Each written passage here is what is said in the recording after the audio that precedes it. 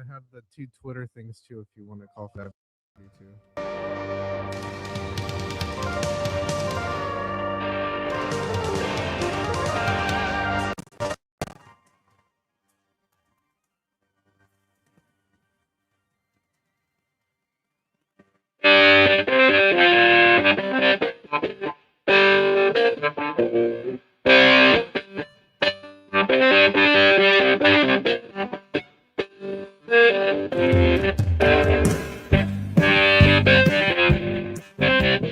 Let's go.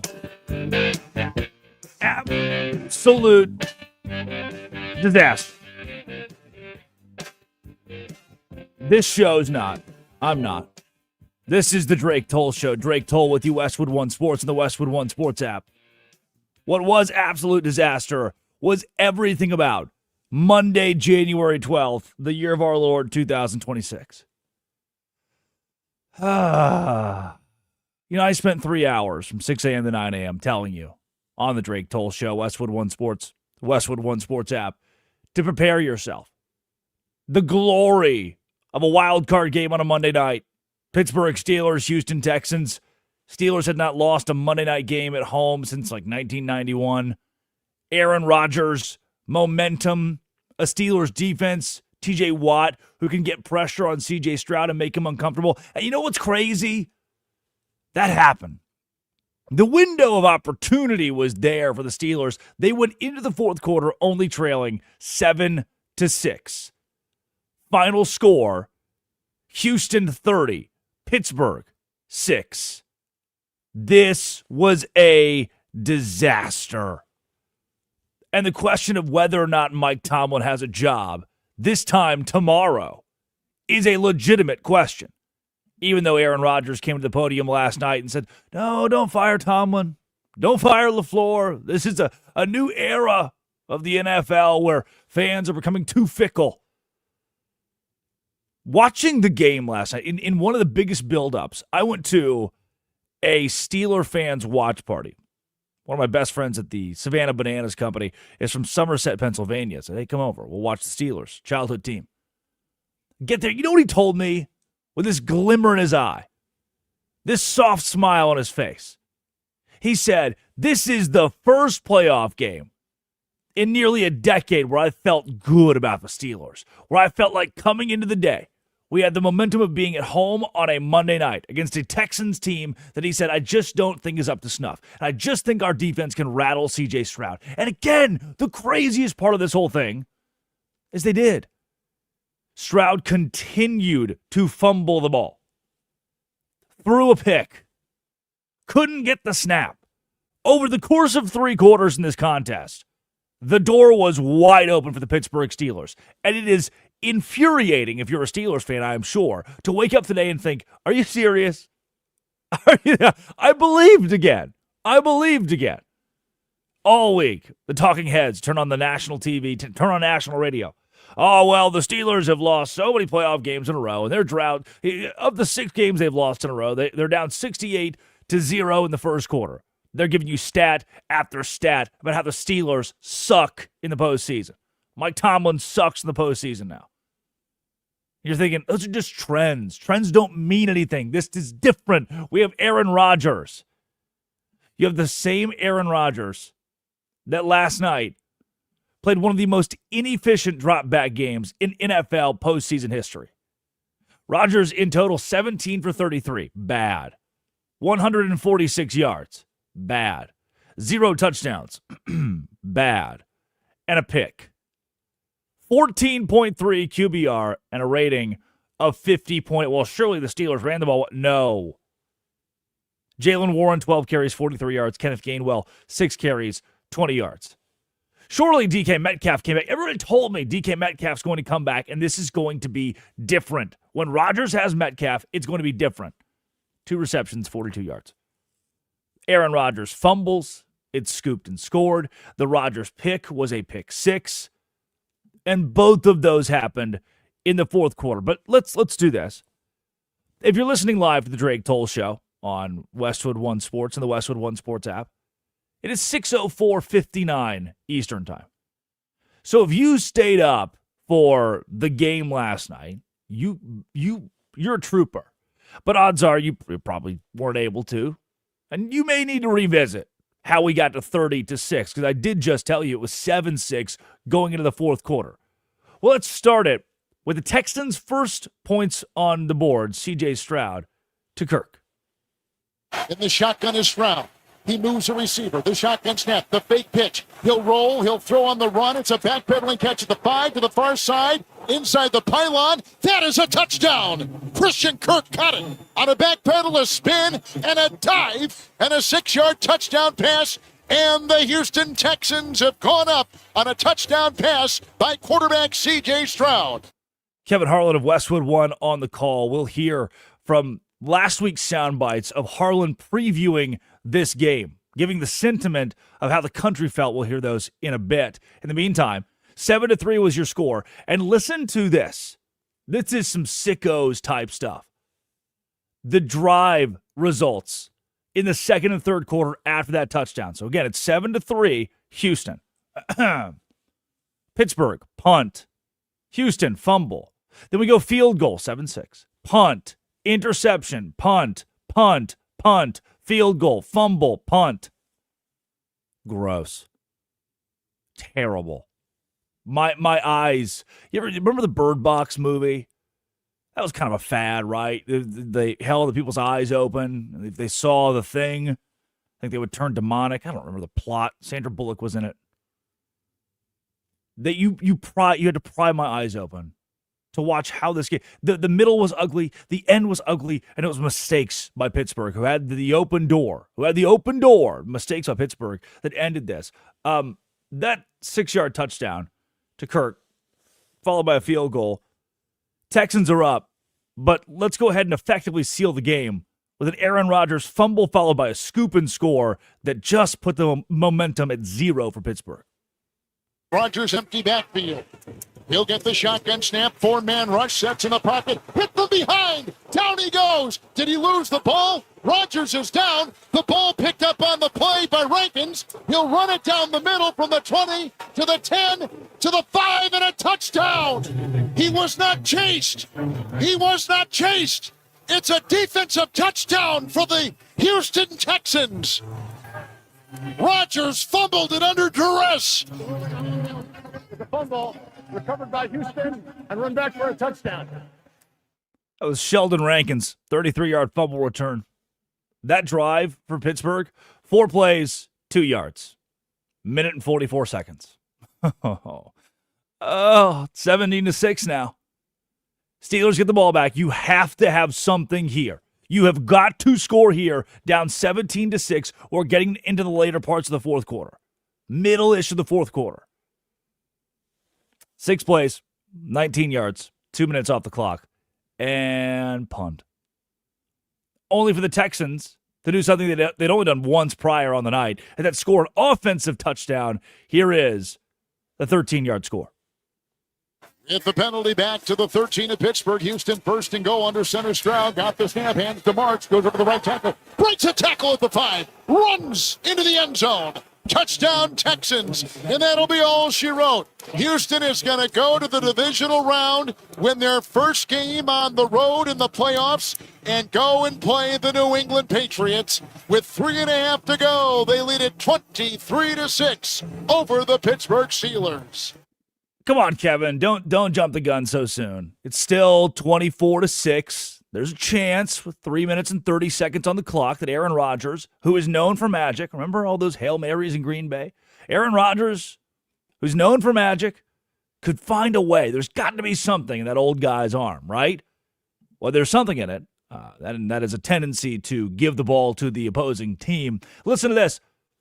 24-6, and the Steelers go incompletion, 5-yard pass. Then on 4th and 5 from their own 34, Aaron Rodgers throws his first touchdown pass of the game. So at the 34-yard line, Rodgers in the gun, 4th and 5. Has 3 receivers. He'll get the snap. It's a 4-man rush. He sits in the pocket. There's a line drive down the middle, intercepted at the 50 and picked off on the play by Bullock. He's down the far side, 30, far side, 20, down the far sideline, 10, 5, touchdown. Rodgers has thrown a pick six.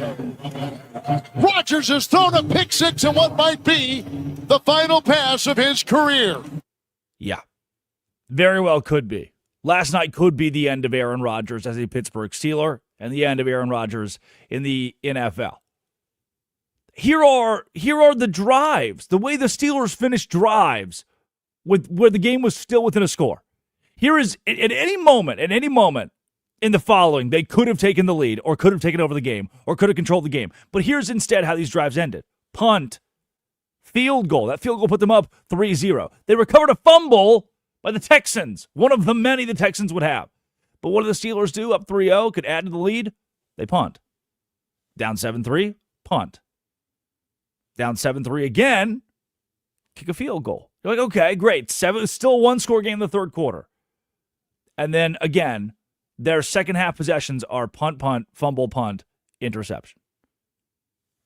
They had so many opportunities. Door is open.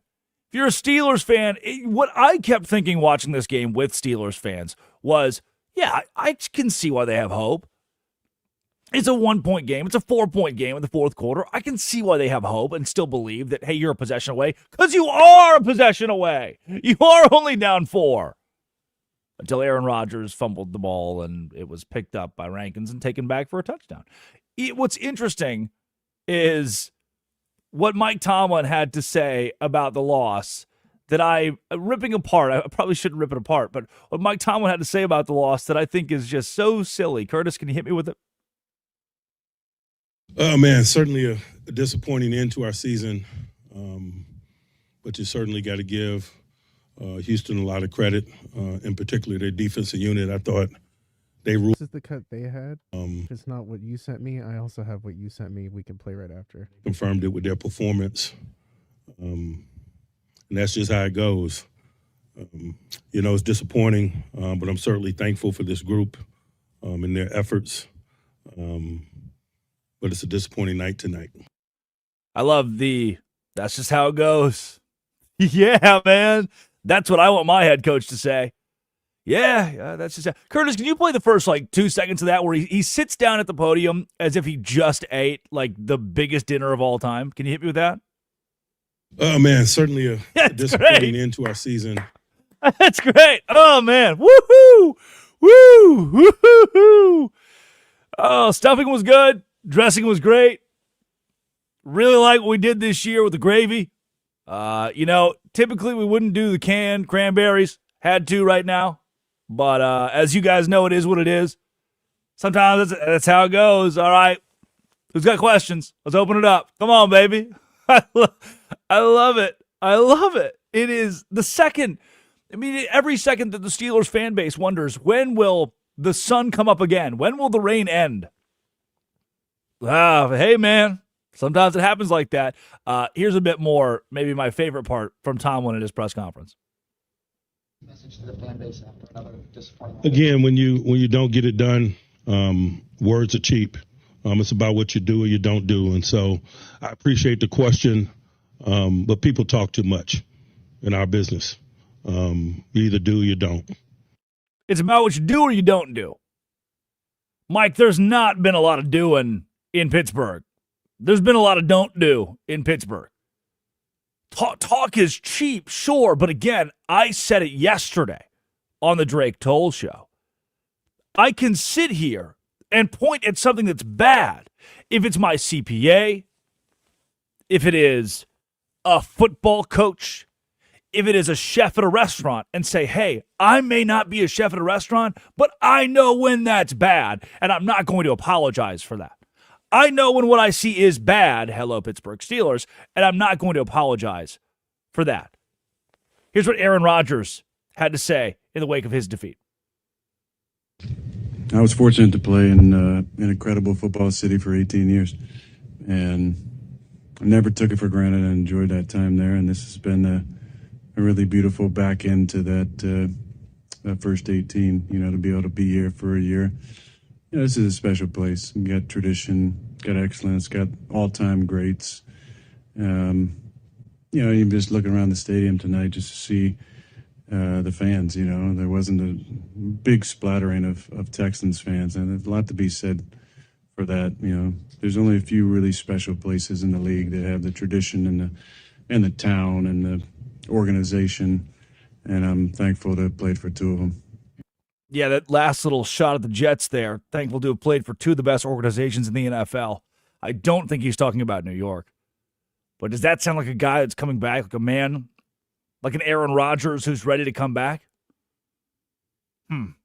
All this is sponsored by Progressive, by the way. Hey, Progressive Commercial Insurance protects small businesses with affordable coverage options. Quote today at progressivecommercial.com. I want to get to Matt LaFleur. I want to get to a conversation about his future with the Packers and what message was just sent from the GM of the organization. But first, I'll leave us on the Steelers conversation with this. I want to go back to how you felt 24 hours ago if you were a Steelers fan, how you felt as the NFL fan that believed that +3 was the play and the Steelers were going to win this game. Here's what Kevin Harlan had to say last week on Aaron Rodgers and the Steelers, and I think he was right in saying this. This is how the country felt. Rodgers is playing at a very high level and a confident level. This is an important year for him. He had 2 weird years with the Jets. After a storied career in Green Bay, he was looking for redemption. He found the right coach and the right vehicle, Mike Tomlin and the Steelers respectively, to take him there. And now he has gotten, I think, better as the season has gone on. He's not making crucial mistakes. Their offensive line has been shaky all year, but we've seen Rodgers overcome those issues. I think they're going to be playing. And Drake, at the bottom line is they've got great momentum. They coming off that win Sunday night, they've got great momentum. And I think most coaches at the beginning of the playoffs would take momentum and health over anything else. And while every team is battling some issues health-wise, as are the Steelers, they've got great rhythm and cadence and momentum right now. And I think that's worth a lot. And he was exactly right. This is how Kevin Harlan is a ball knower. This is how I felt. This is how the country felt. As devastating as this loss is for Pittsburgh, it's doubly devastating when you remember that the experts like Kevin Harlan, or when you listen to the Drake Toll show, that we all said, hey, I think Pittsburgh has enough momentum to at least compete and make it close. They didn't do any of those things. 30-6 final score. The Steelers fall to the Texans, and Houston will take on New England, and I would not want to play that defense right now. I would not want to play this defense right now. The Texans could be Super Bowl quality and Super Bowl caliber. Matt LaFleur, not Super Bowl quality, not Super Bowl caliber. So why are the Packers keeping him? I have the answer. This is the Drake Toll Show.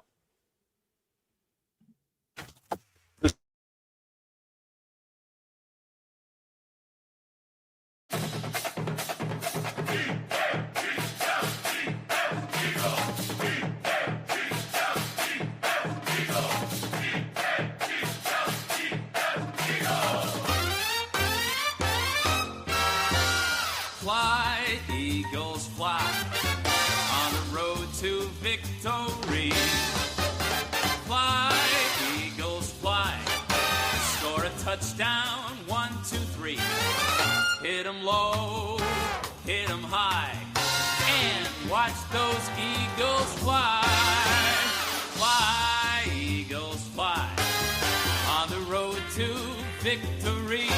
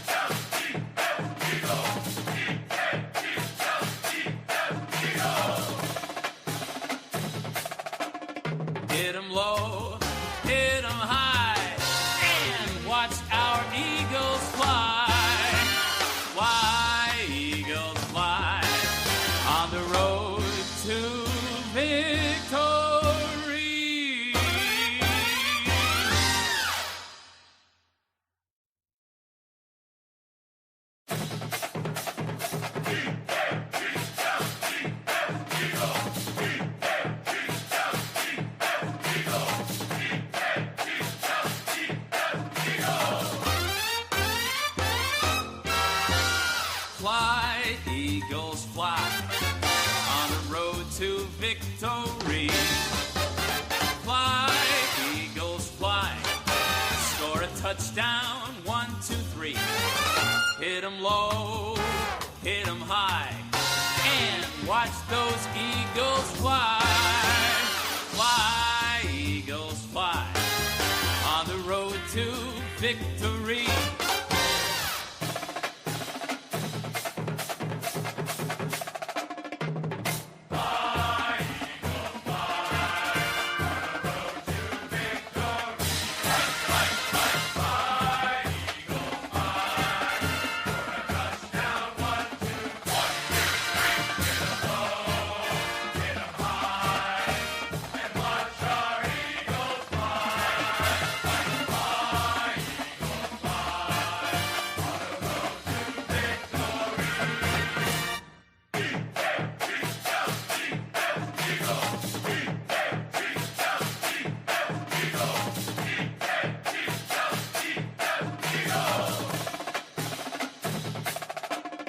Hit 'em low, hit 'em high, and watch our Eagles fly.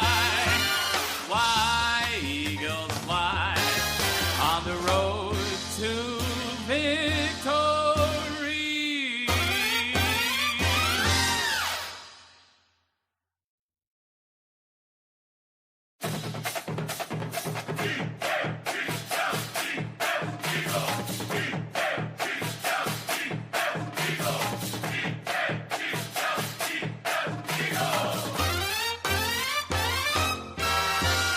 Fly, Eagles, fly, on the road to victory.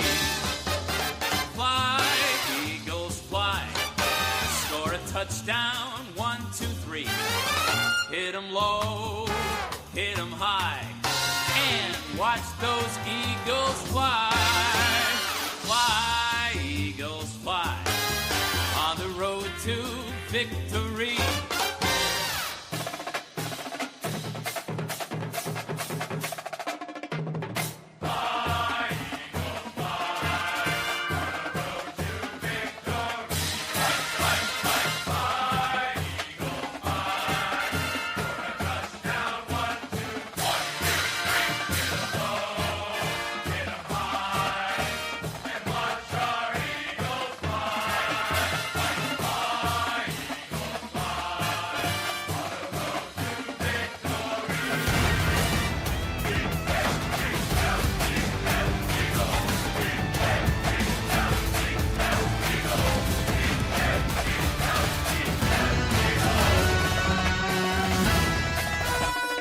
Hit 'em low, hit 'em high, and watch our Eagles fly.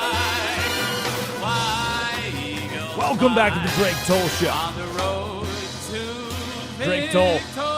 locked on Big 12. The Savannah Bananas.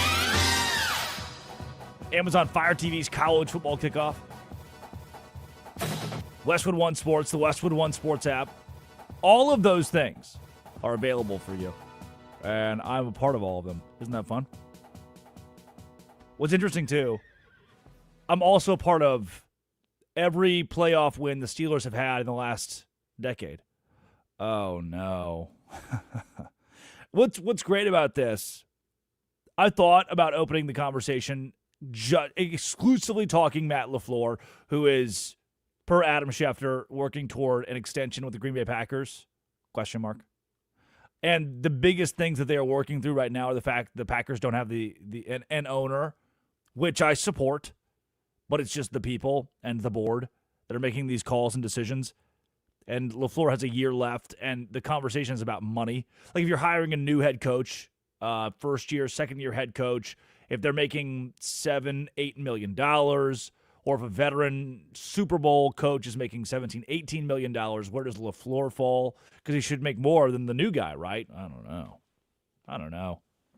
And then I kind of want to rope Tomlin into this conversation too, because I'm hearing the same things for both, whether it's Hayward for the Steelers or Micah for the Packers, saying the exact same things about both these guys, and they're really nice guys. My Nana, super nice. My Nana, really, really nice human being. But she has not, in the last, decade, she's won the same number of playoff games as Mike Tomlin. And if I am a fan of a franchise, my goal, unless you're the Dallas Cowboys, your goal should be to win Super Bowls, to win in the postseason, to build for the postseason.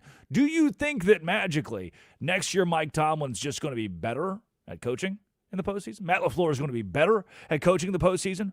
The collapse of the Green Bay Packers this year should be studied. And if Micah Parsons does not get, and it's this weird question with the LaFleur situation, but if Micah Parsons does not get hurt, is LaFleur, after the Packers lose, let's say, 4 of their last 5, and get bounced in the playoffs against the Bears rally and beat them, but Micah played, is LaFleur fired, or is he hanging his hat on the fact that Micah Parsons was hurt for the last stretch of the season? And the more important question with that, the inverse works here, follow me a bit, is that Parsons didn't play. And if he had played, maybe the Packers do win against the Bears. Maybe the Packers do go 3-2, 4-1 in that last stretch. We do not know. We cannot know. But either way, it is certainly used in the conversation of why Matt LaFleur is still the head coach. Addie Bates produces the Drake Toll Show from Washington, D.C. Addie, I have a question for you today. What's up? I've been wondering this. This is a tough one, but I'm going to need you to bear with me. Whew. Matt LaFleur, is he just Jason Garrett? That's actually, yes, I will say that. And I did also see another tweet that said, you know what's wrong with the Packers, Drake? You know what it is they need a bigger coach. Mike McCarthy, big guy. Matt LaFleur, not a big guy. I've been telling people, that's their problem. The fatter your coach, the better your football team, typically. Exactly. You need a large dude out there. Or just a jacked guy like Dan Campbell. I still like him in Detroit. Kevin Stefanski's got some girth to him. John Madden, like that, big actually. guy, notable big guy. Maybe this works. Pete Carroll, exemption to the rule. John Harbaugh. Jason Garrett, very clear exemption to this rule. And he wasn't a great football coach. He was, and that's Addie. I was a young Cowboys fan at the time of Jason Garrett's hiring. And I remember the conversation was about him being the gold standard for leadership. The gold standard for personal relationships. He played for the Cowboys. Everybody in the organization loved him. And Jerry Jones, there's that phrase, handpicked. Jerry Jones handpicked him for, as he would call it, the world's most valuable sports team. And he handpicked him and left him the head coach for a decade. 8-8. The streets remember Jason Garrett finishing 8-8 exactly 3 times to begin his tenure as the Cowboys head coach. And in 10 seasons, winning 2 playoff games with names like DeMarcus Ware, Jason Witten, Tony Romo, and the great Felix Jones. Slip that one in there. Like, that is, Addie, Jason Garrett was the clapping guy. Tony Romo pick 6. Pan the camera. Nice. Here we go, boys. We'll get him next time. Fumble, scoop, and score. It's just Jason Garrett, sidelines. Like, hey, he loved to do the double thumb thing where he takes both thumbs and then points back behind his back. Like, come on, off the field. Here we go, boys. Let's send it back. I'm Jason Garrett. I'm a nice guy. Good to meet you. Handshake, high five. I think I want a coach that wins at the helm of my program, and not a guy that I would let babysit my kids.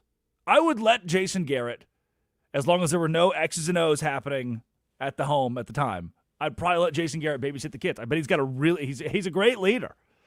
Can he win a football game? He proved over the course of his career that was going to be tough. Matt Millen, the old Detroit Lions GM. Like, when I'm thinking about lack of success or just lackluster performances, Millen was one of those guys.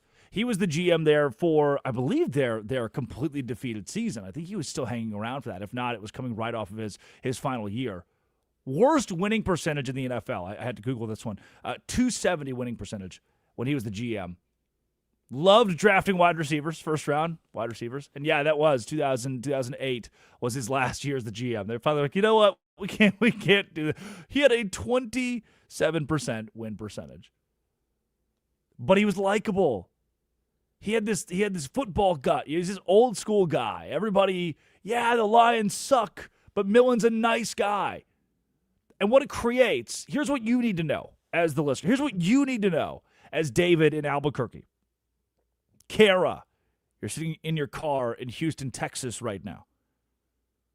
Dan, Daytona. Found out we're in Daytona. That's a pretty cool affiliate to have, by the way.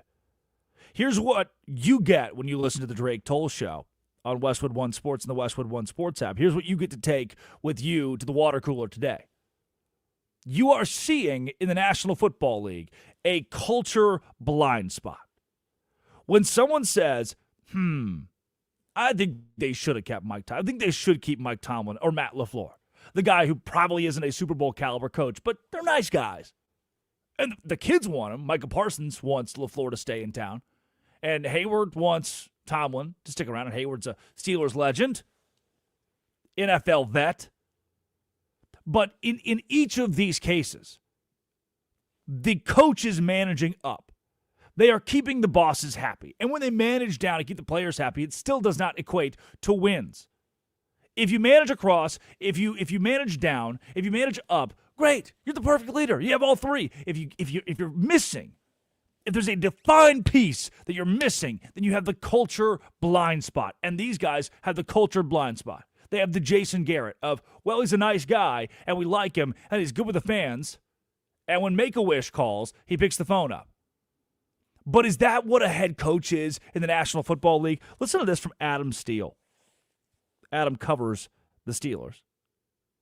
Says, wanting Tomlin back after 10 years of no playoff wins is delusional. Very cool he's a player's coach who does right by the millionaires. Says cool things and pounds his chest.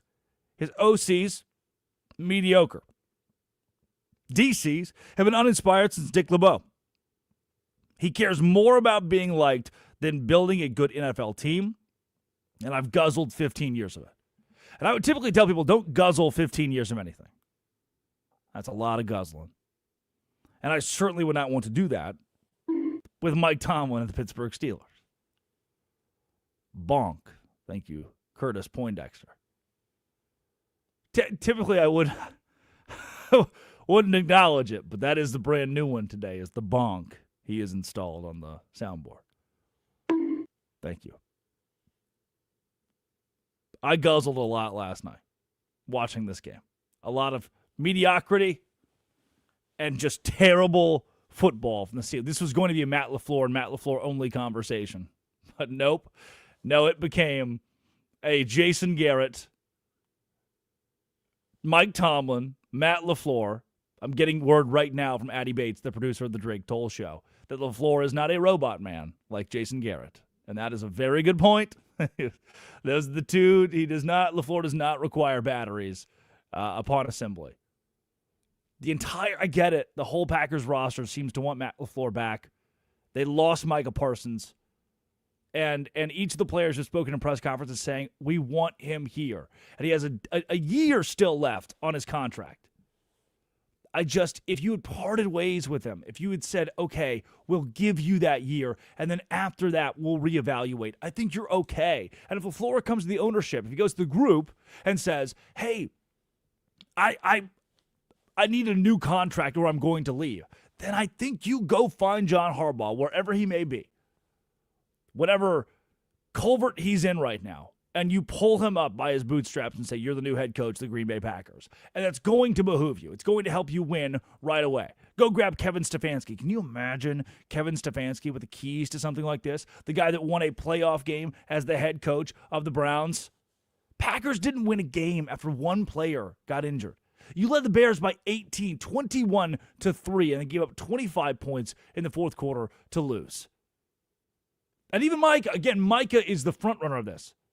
He said, you can get spoiled with a good coach and good people, and you don't realize until they're gone. And I don't want to be at that point where we realize, damn, we let such a great coach go. I get doing your job, man. I'm a big proponent of doing your job. But if you are of the mind as a listener or a football coach or a nurse well, you've never been a football coach before, so you're not allowed to talk about this. No, I can go to a restaurant and the food can suck, and I can say, hey, this food is burnt. I can have burnt mozzarella sticks and say, you know what? The chef's probably not good. He shouldn't have burnt the food. He said, well, you go cook the mozzarella sticks. Maybe I can't, but that's why I'm paying you millions of dollars to cook the mozzarella sticks. And when I expect mozzarella sticks, they better be good. And when they're not, I don't have to be a chef. I don't have to be a cook to look at something and tell it's not working. And in the postseason with LaFleur and Tomlin, it's not working. They're just Jason Garrett. I spared you all this, but I also thought of, and I have already used this reference once on the show. You probably weren't listening at that point in time. You're just flipping through the channels, right? General McClellan. Civil War. Hold on. 30 seconds. George McClellan. One of my favorites here. Same thing. Lincoln hated him. Civil War guy. Union general. Lincoln hated him. But all of his, I thought this is really good. It's what I remember from my history of the Civil War class in college at Baylor. His nickname was Little Mac because he took great care of his soldiers. They loved that he brought them food and gear and training. They would cheer whenever his horse rode by. Here comes George B. McClellan. Charismatic, had huge public support, and everyone hated Abraham Lincoln when he fired McClellan as the general of the army. And you know who he appointed? Ulysses S. Grant, who would win the war and become president. Oh, but it's Little Mac. That's what it feels like. The soldiers are calling Matt LaFleur Little Matt. He's our buddy. He's our friend. We love him. Then the Battle of Antietam happens. Everyone dies. You lose 30-6, or you forfeit a 21-3 lead. The Battle of Antietam happens. Everyone dies. And it's just not that cool that you were nice anymore. We prolonged this. It's just not that cool that you were nice. It doesn't work that way. That reference to Antietam was brought to you by Navy Federal Credit Union. Our members are the mission at Navy Federal Credit Union. And their Defensive Player of the Week, Micah Parsons. He is our Defensive Player of the Week. Brought to you by Navy Federal Credit Union because his ghost was so impactful for the Green Bay Packers in a negative way. Not having him out there just did not work the last 5-6 games of the year for Matt LaFleur and company. On the other side, 310-840-4910. We're opening it up. The phones are open. Steelers fans, Texans fans, 310-840-4910, 310-840-4910. I'm Drake Toll on Westwood One Sports and the Westwood One Sports apps. App, singular. Coming up, who are the biggest losers of the day? Oh, there are a lot of them. This is the Drake Toll Show.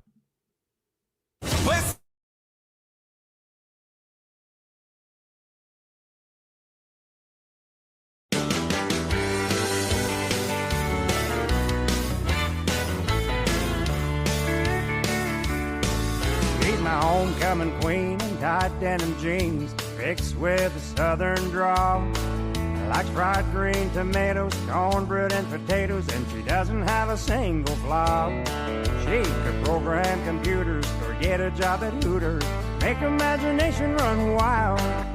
Fulfill my wishes, knock me down with kisses, and put me to sleep with a smile.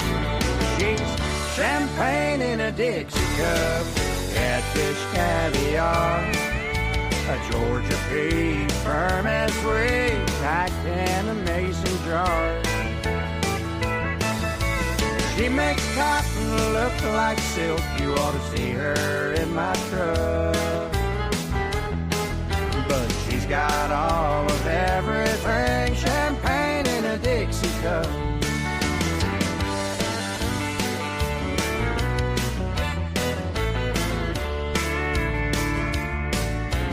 Place in the country, raise some little pumpkins, listen to the robins sing. Talk about the weather, blend life together, out on the front porch swing. Count lightning bugs, hold hands and hug, let out a rebel yell. Well, there's nothing like a sunrise, a good sip of moonshine, nothing like a southern belle. She's champagne in a Dixie cup, catfish, caviar, a Georgia peach, firm and sweet, like in a mason jar. She makes cotton looks like silk. You ought to see her in my truck. But she's got all of everything. Champagne in a Dixie cup.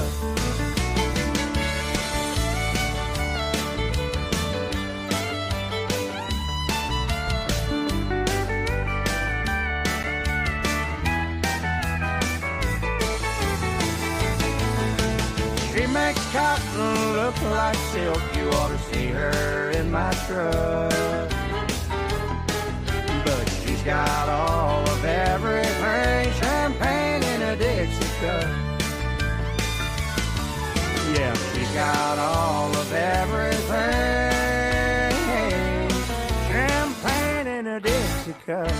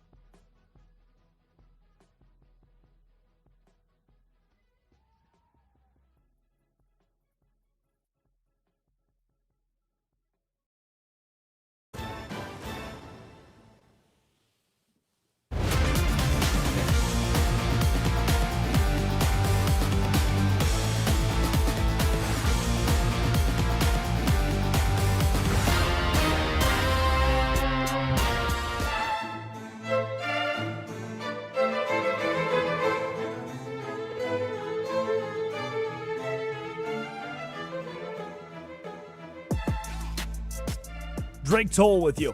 The Drake Toll Show. Westwood One Sports, the Westwood One Sports app. It is your opportunity to get involved. Call or text 310-840-4910. You're a Pittsburgh Steelers fan. Let it all out. 310-840-4910. You're a Houston Texans fan. Let it all in.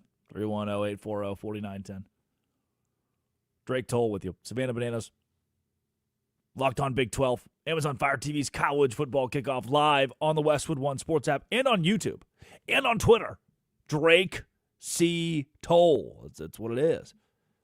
And you can find the show. You can watch the show. There's a video element. Because, you know, a while ago, we all decided collectively as a society, oh, we can't have radio shows anymore unless they have video. All right, fine. What's great, though, is the video element gives a live fan feedback opportunity. You can have conversations with real people who listen to the show every day, like Daily Row or Pine Needle or even Spencer. It's pretty awesome. A whole community built by the Drake Toll Show.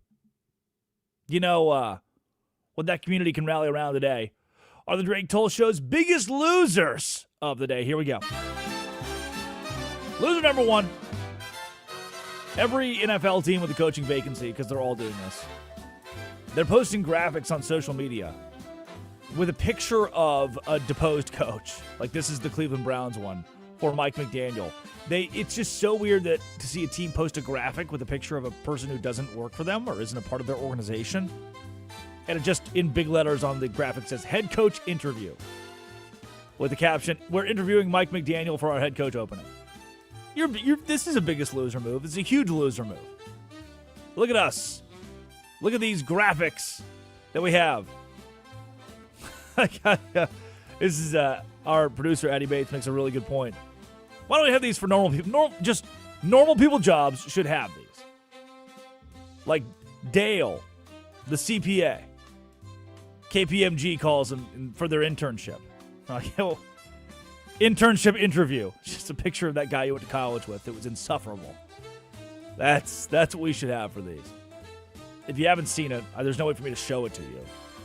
But on Twitter, the Cleveland Browns, the Baltimore Ravens have been big time on this too. Head coach interview. Great. Big loser move. Another big loser today, Sean McDermott, for hating vehemently this offseason the tush push. Sean, what are your thoughts on the tush push?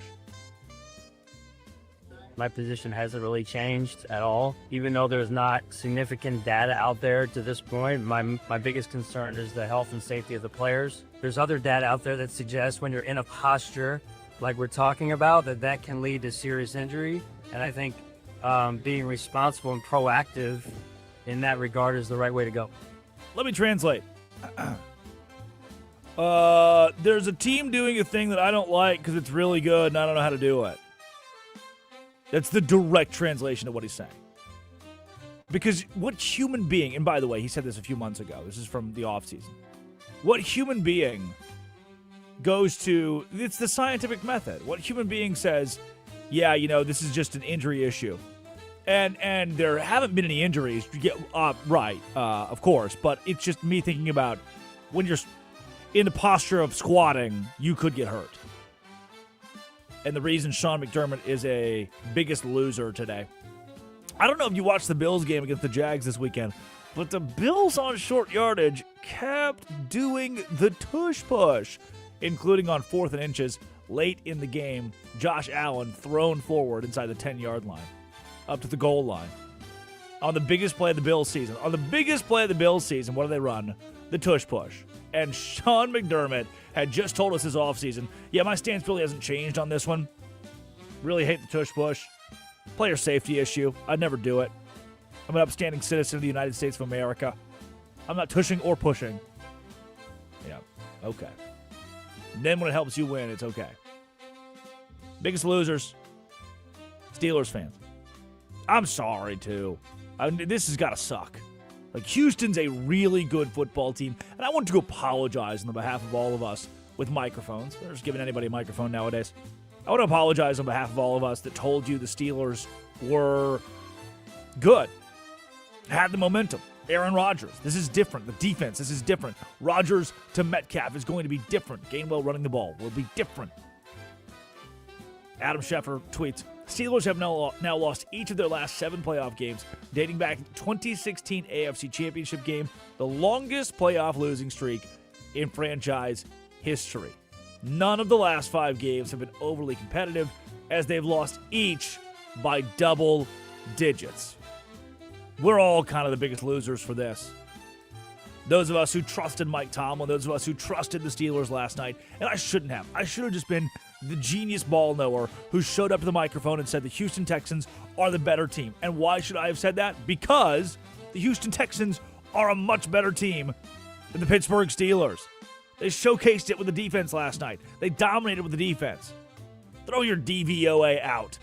Throw your efficiency metrics, your EPAs out. The better football team won the football game. Breaking news. Good team wins. I believed. But you've got to be put on the biggest losers list for believing. And I will go there with you. I'll hold your hand, Steelers fans, as we walk to the biggest losers list together. And finally, Aaron Glenn. Honorable mention, biggest loser, Aaron Glenn and the New York Jets today. But my final one, this was incredible audio. sent to myself and producer of the Drake Toll Show, Addie Bates, by our program director, Armin Williams, who said, we need more of this kid. Talking A.J. Brown and Kevin Patullo. Here's a young Eagles fan after their loss to the 49ers. Yes, this was a huge letdown. This was my Christmas present, and I got a loss. Oh, no. You probably would have rather had Cole, huh? Yeah, probably. I'm feeling two of two things. A, I want A.J. Brown packing his bags, and I want him somewhere else that is not here. I love you, A.J., but, like, you can't make those drops in that game. And I also want Kevin Patullo flipping burgers at, like, the local McDonald's or something. I don't care. Why do you say that? Whenever he's an offensive coordinator, it's like he's flipping burgers. One side, he's cooking. One half, he's cooking. And the other half is completely raw. That's awesome. That's awesome, man. Big fan of that kid.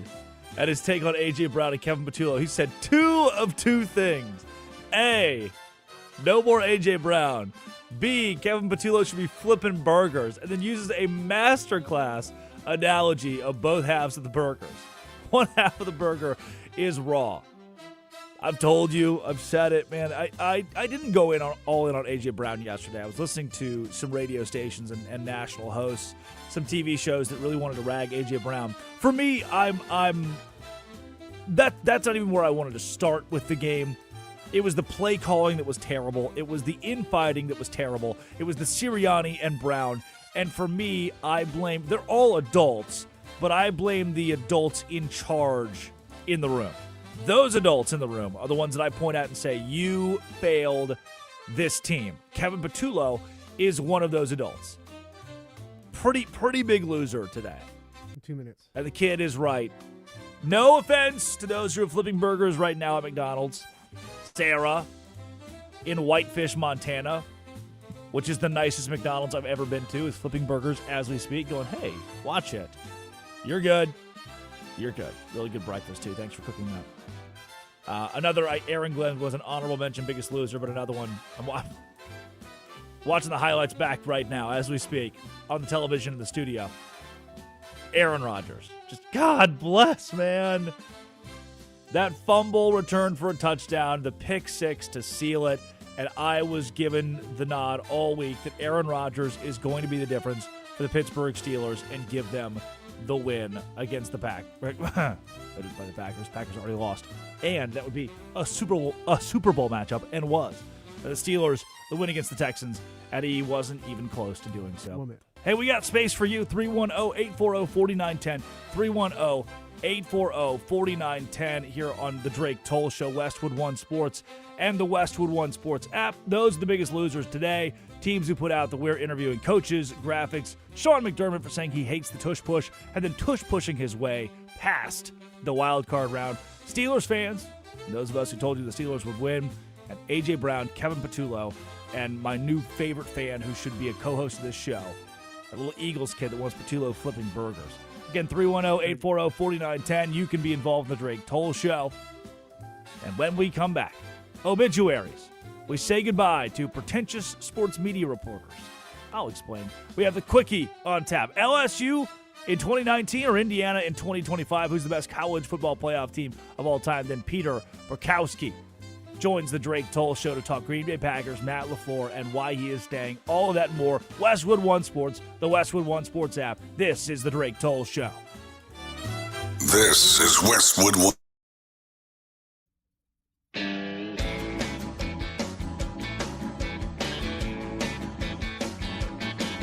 Well, when I was young, my mama read me nursery rhymes beside my bed. And though they sounded mighty fine, they made no sense to me.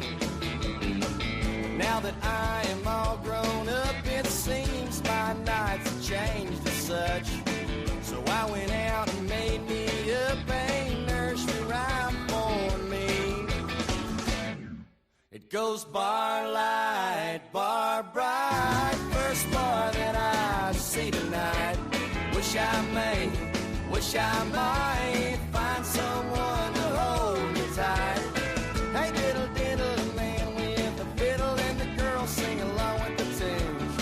Just one more dance till you turn out the lights and you can shut down this saloon.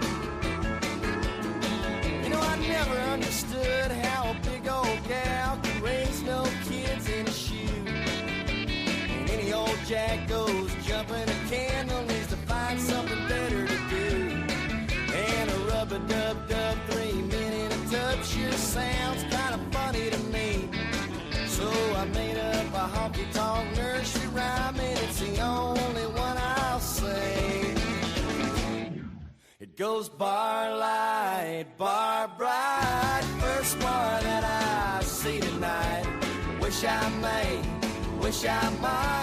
find someone to hold me tight. Hey diddle diddle, a man with the fiddle and the girls sing along with the tunes. Just one more dance till you turn out the lights and you can shut down this saloon.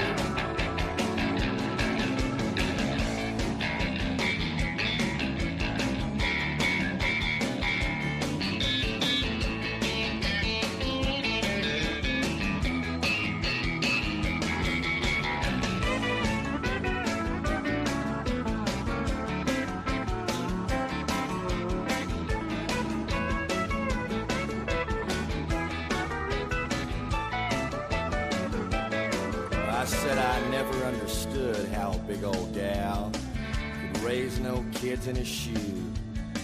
And any old jack goes jumping, a candle needs to find something better to do. And rub-a-dub-dub 3-minute tub sure sounds kind of funny to me. So I made up a honky-tonk nursery rhyme, and it's the only one I'll sing. It goes bar light, bar bright, first bar that I see tonight. Wish I might find someone to hold me tight. Hey diddle diddle, a man with a fiddle and the girls sing along with the tunes. Just one more dance till you turn out the lights and you can shut down this saloon. I said just one more dance till you turn out the lights and you can shut down this saloon.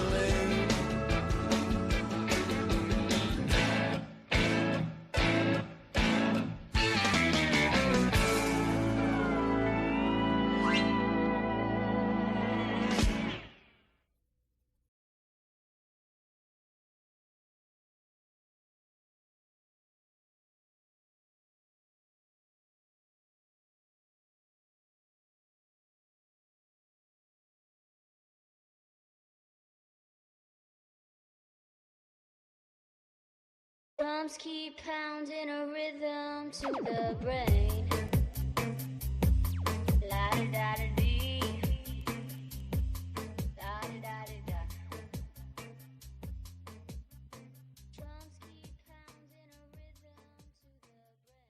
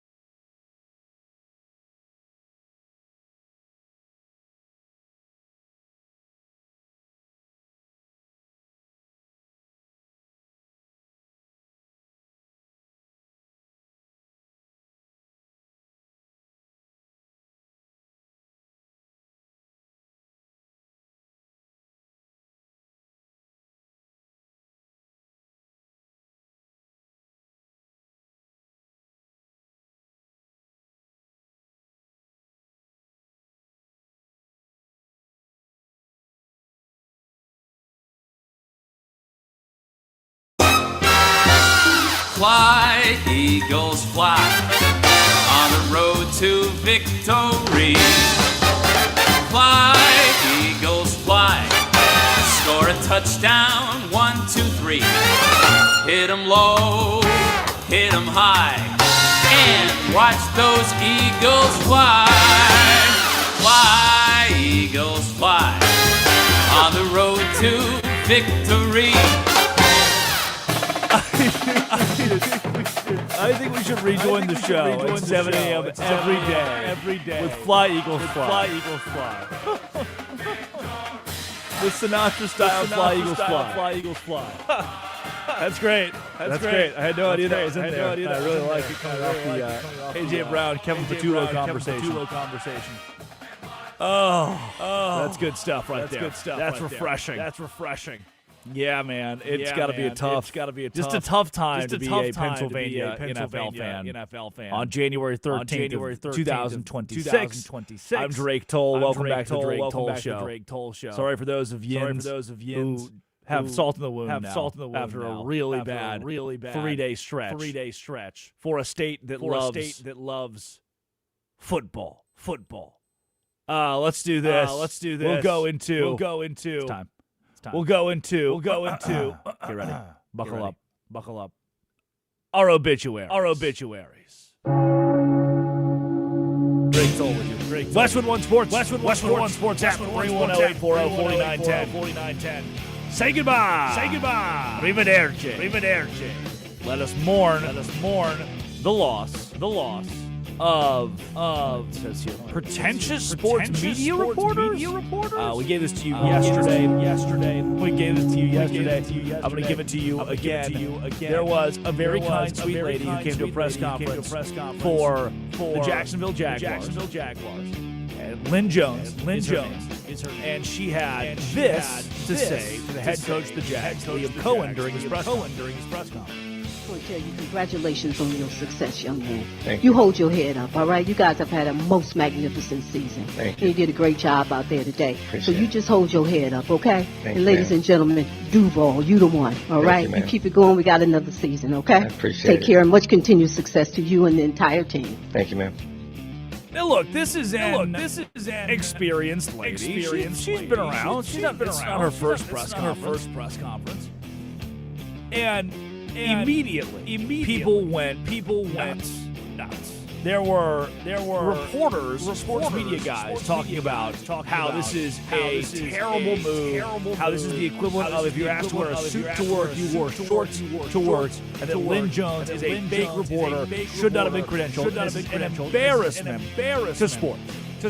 Most people, this is one that says, look, it's a kind sentiment, but it's not the job of a reporter to console a coach in a post-game press conference. Pressers are to ask questions, to gain a better understanding of what happened, or figure out what's next, and do it in a limited amount of time.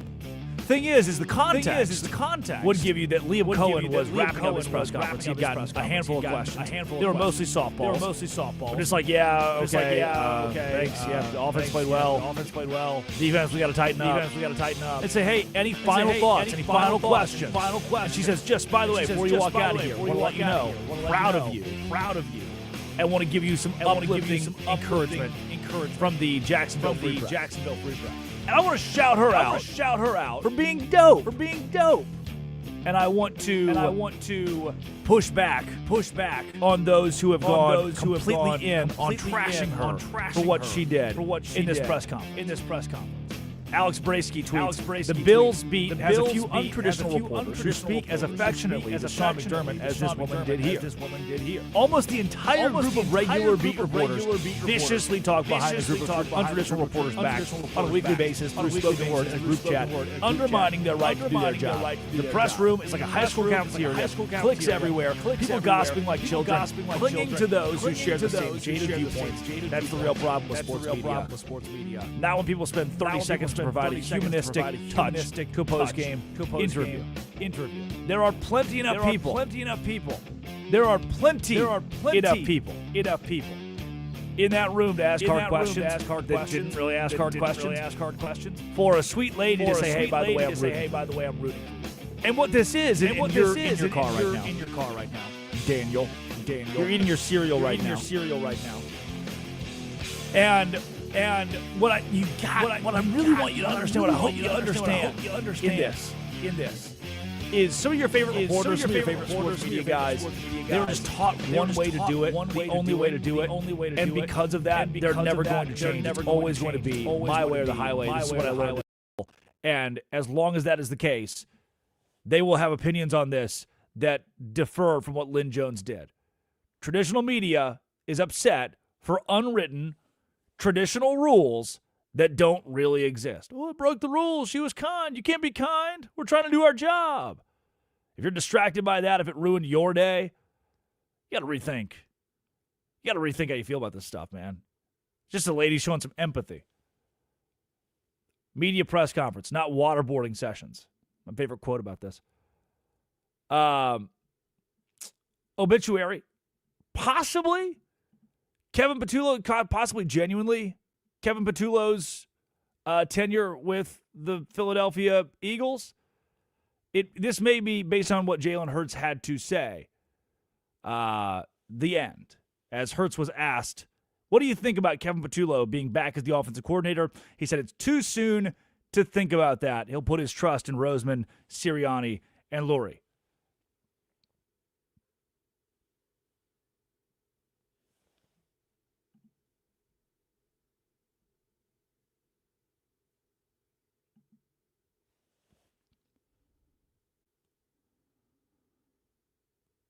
Yep. I'd be fine with A.J. Brown back. That's if I'm Jalen Hurts. But it sounds like in all the quotes he's given post-game after the Eagles lost to the 49ers, it's the coaching staff that he does not necessarily trust. Whether it is Sirianni or Patullo, you've got to, and it's hard to fire somebody based on one play. It's not just based on one play, but the crescendo, the magnum opus of Kevin Patullo's tenure in his 1 year as the Eagles offensive coordinator is the biggest moment of the season. 4th and 11, the year is on the line. Your Super Bowl defense is on the line. You're trying to win one again and go back-to-back, and you run 4 verticals. 2 receivers in the middle of the field running toward each other. And Jalen Hurts just has to effectively throw it away into traffic. What else is he supposed to do? Heave it down there, hope for pass interference, and see if something goes correctly. We obituary the Kevin Patullo offensive coordinator era for the Philadelphia Eagles. And then our final obituary, Mike Tomlin as the head coach of the Pittsburgh Steelers. Hasn't happened yet, but doesn't this feel a lot like John Harbaugh? Doesn't this feel a lot like the later years of Jason Garrett, who did win 2 or 3 playoff games as the Cowboys head coach? Nice guy, players like him, decent at press conferences, nice to the franchise, to the ownership group, but does he really need to be the head coach? Is he really going to win a Super Bowl as the head coach of the organization? The answer to me is a pretty clear no. And if you're the Pittsburgh Steelers and you want to win a Super Bowl, you need to find a quarterback. You need to find a quarterback and do so now, because Aaron Rodgers obviously is not the long-term answer, and I'm not so sure that Mike Tomlin is the long-term answer after a 30-6 drubbing. If it was 13-12, last night, it'd be a different story today for Tomlin and company, but it was not 13-12. That's a hypothetical. And again, Curtis, what does Mike Tomlin think about hypotheticals?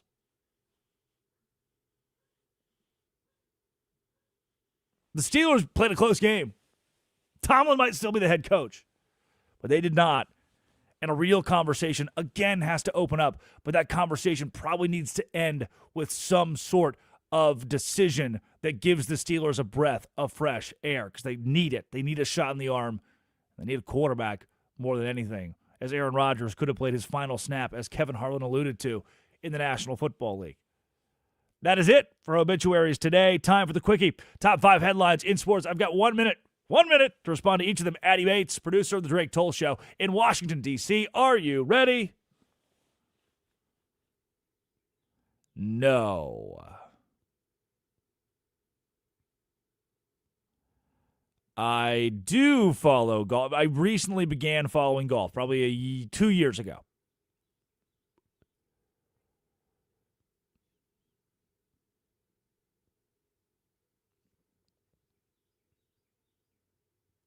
Yeah.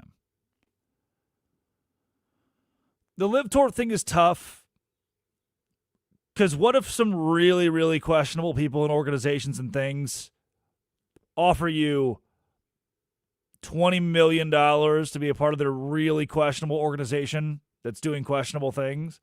or $200 million to do so. Like, ooh, the morality conversation that spurs there is a tough one. What do you sell your soul for? And Brooks Koepka and company, they all sold their souls to live golf. And then a lot of them are starting to trickle back into the sport. Koepka's still a big name. Koepka's won some the top majors in golf and on the PGA Tour. And I think Koepka back is overall a good thing for the sport of golf. However, those guys that sold their soul to live, to me, you have a lot of reckoning to do when you come back. And the PGA, if I was the PGA, you would not be in my good graces for a long time. I don't think they need to be welcomed back with open arms because the PGA Tour has gone just fine without the guys who decided to leave for live. That's a minute.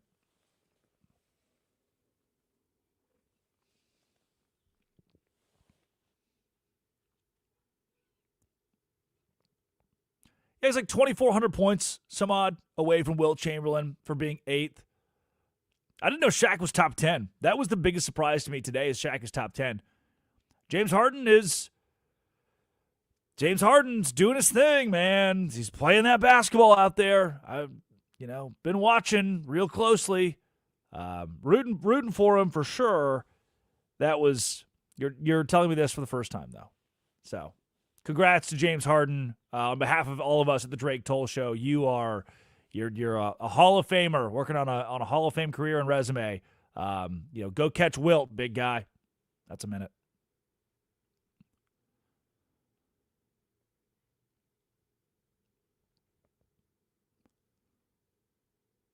They snapped the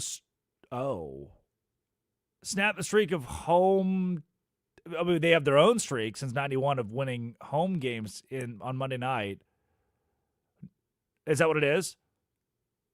Yeah, like 1991 or 92. 91.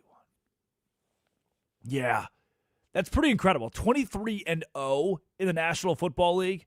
They say any given Sunday. It's not any given Monday. It's only the Steelers on Monday, aside from last night. 30-6 final. So it's not that they lost, it's the way they lost in being down 7-6 going into the fourth quarter and somehow losing by 24 points. A 23-point disparity in the fourth quarter is crazy, and Mike Tomlin will have to answer for that. The Pittsburgh Steelers losing last night was a disaster class, and overall I would define it, in the words of Tony Romo, if I had to become Tony Romo in breaking this game down, I would say bad. That's a minute.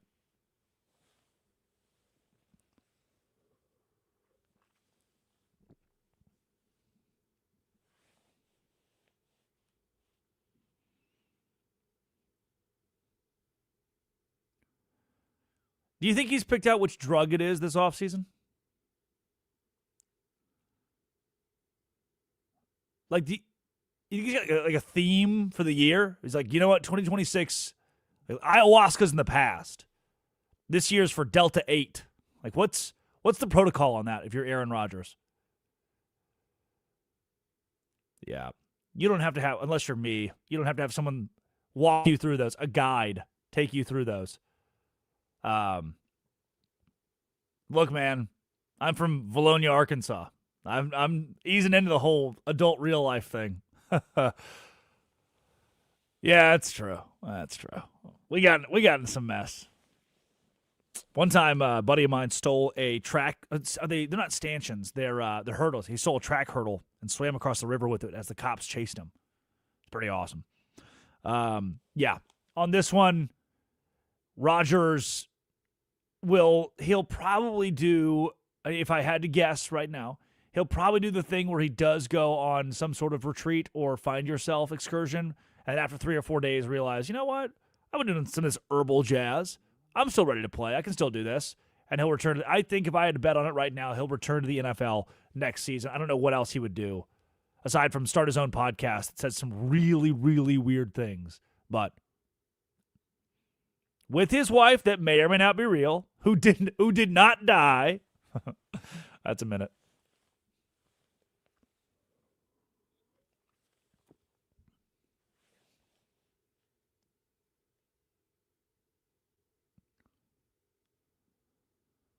Yeah, I just saw this morning watching SportsCenter, and good bit. I like the bit. Again, I'm not in NBA mode yet. I think I've said that on the show. I have been wondering, Addy, I don't know if you have any thoughts on this. Cooper Flagg versus Con Knippel for Rookie of the Year. That's a big question mark for me. Have you been tracking that storyline? Yeah. Yeah, and so that's why I have to apologize to the listener, to David in Tampa Bay, is that I haven't touched on the NBA enough yet because the NFL postseason is so in swing here. And obviously tomorrow we will very vehemently, for at least half the show, get to Con Knippel versus Cooper Flagg and the Rookie of the Year conversation. But want to be clear here, I thought that the post-game press conference was actually kind of funny, and the illegal screen thing it reminded me of Marshawn Lynch's "I'm only here so I don't get fined," which, if I remember correctly, he did still get fined for saying, I do think he took a fine for that being his response at the Super Bowl press conference and failing to answer any questions. That's roughly a minute with some dialogue in there. I'm good, right?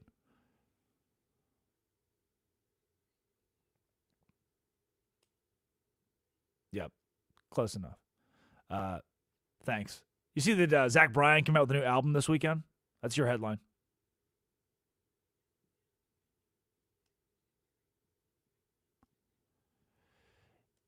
He did get married to that Brianna Chicken Fry lookalike, right? Yeah. We'll have to get to that tomorrow as well, right after the Con Knippel Cooper Flagg conversation. We'll hit Brianna Chicken Fry and Zach Bryan. If that means nothing to you, good. Yeah, your life is so much better for it. Around the Bend, 2019 LSU or 2025 Indiana. Who's the best college football team of all time? 310-840-4910. Call the show, 310-840-4910. Drake Toll on Westwood One Sports and the Westwood One Sports app. This is the Drake Toll Show.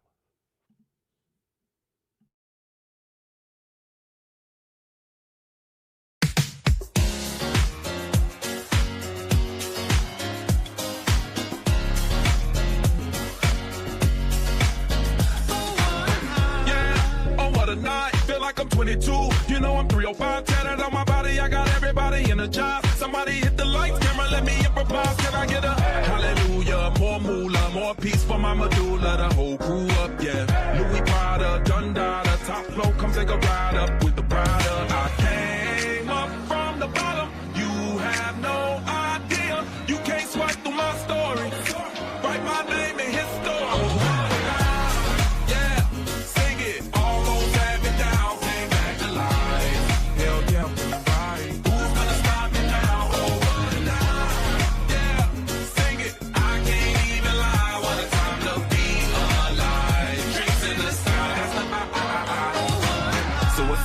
Fly, open eye, reemerge from the side like a god. I'm talking real guap. 23, 45 with the rock. I'm a lot. I am not what they think. I like it dirty. I be filthy with the ricochet. She threw it at me. I hit it right down the straight away. Feel like somebody put a blue pill in my lemonade. I think that's how I ended up in the bay with this pain in my head. You know I came up from the bottom. You have no idea. You can't swipe through my store. No sir. Write my name in his store.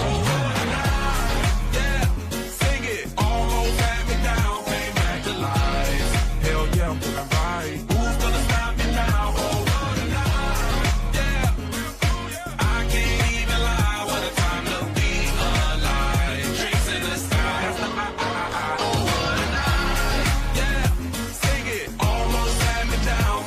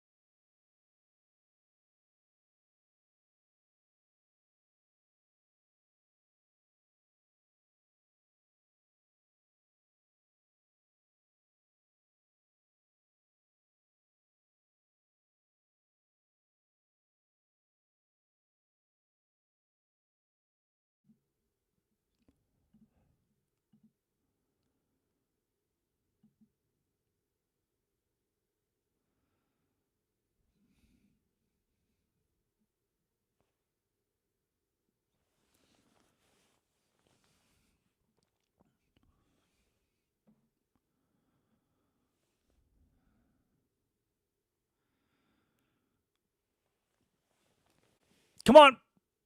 Here we go. Drake Toll with you on the Drake Toll Show. It feels right, doesn't it? College football playoff, the National Football League, the postseason is here. The NBA is on. The NHL is on. The Avalanche, not a headline of the day. Should have been a headline. Should have been a headline. I don't make them, so I can't complain. The Avalanche losing to the Maple Leafs. If that tickles your biscuit, that was a big piece of my night yesterday looking at the hockey scores after the game. Are you like this as a sports fan? Are you someone who tries to digest the main thing as the main thing? Like if I sat last night with 7 TVs open and watched the Sixers play while I watched the Maple Leafs play and the Steelers play, it would have been maniacal. Like I'm so dialed in on the NFL right now. I'm so dialed in on the Texans and the Steelers. Does it mean I'm not watching Pasternak?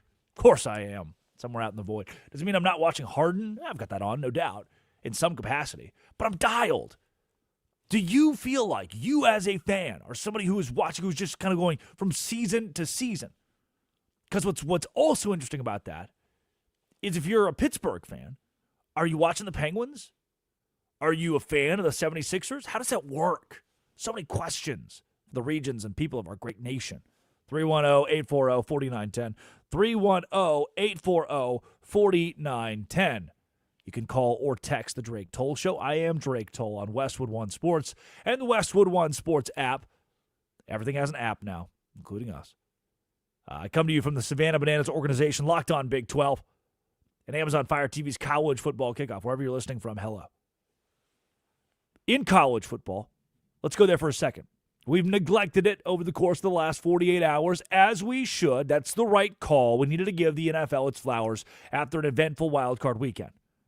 We'll touch on LSU, Indiana, and an invigorating conversation before Peter Bukowski joins the show from Locked On Packers, the Packers expert, to give us the latest on Matt LaFleur, our idiots of the day. And then we'll end the show talking the New England Patriots and the Houston Texans, the big takeaways that I have from my preview of that game already. In the meantime, though, do you believe 2025 Indiana is better than 2019 LSU?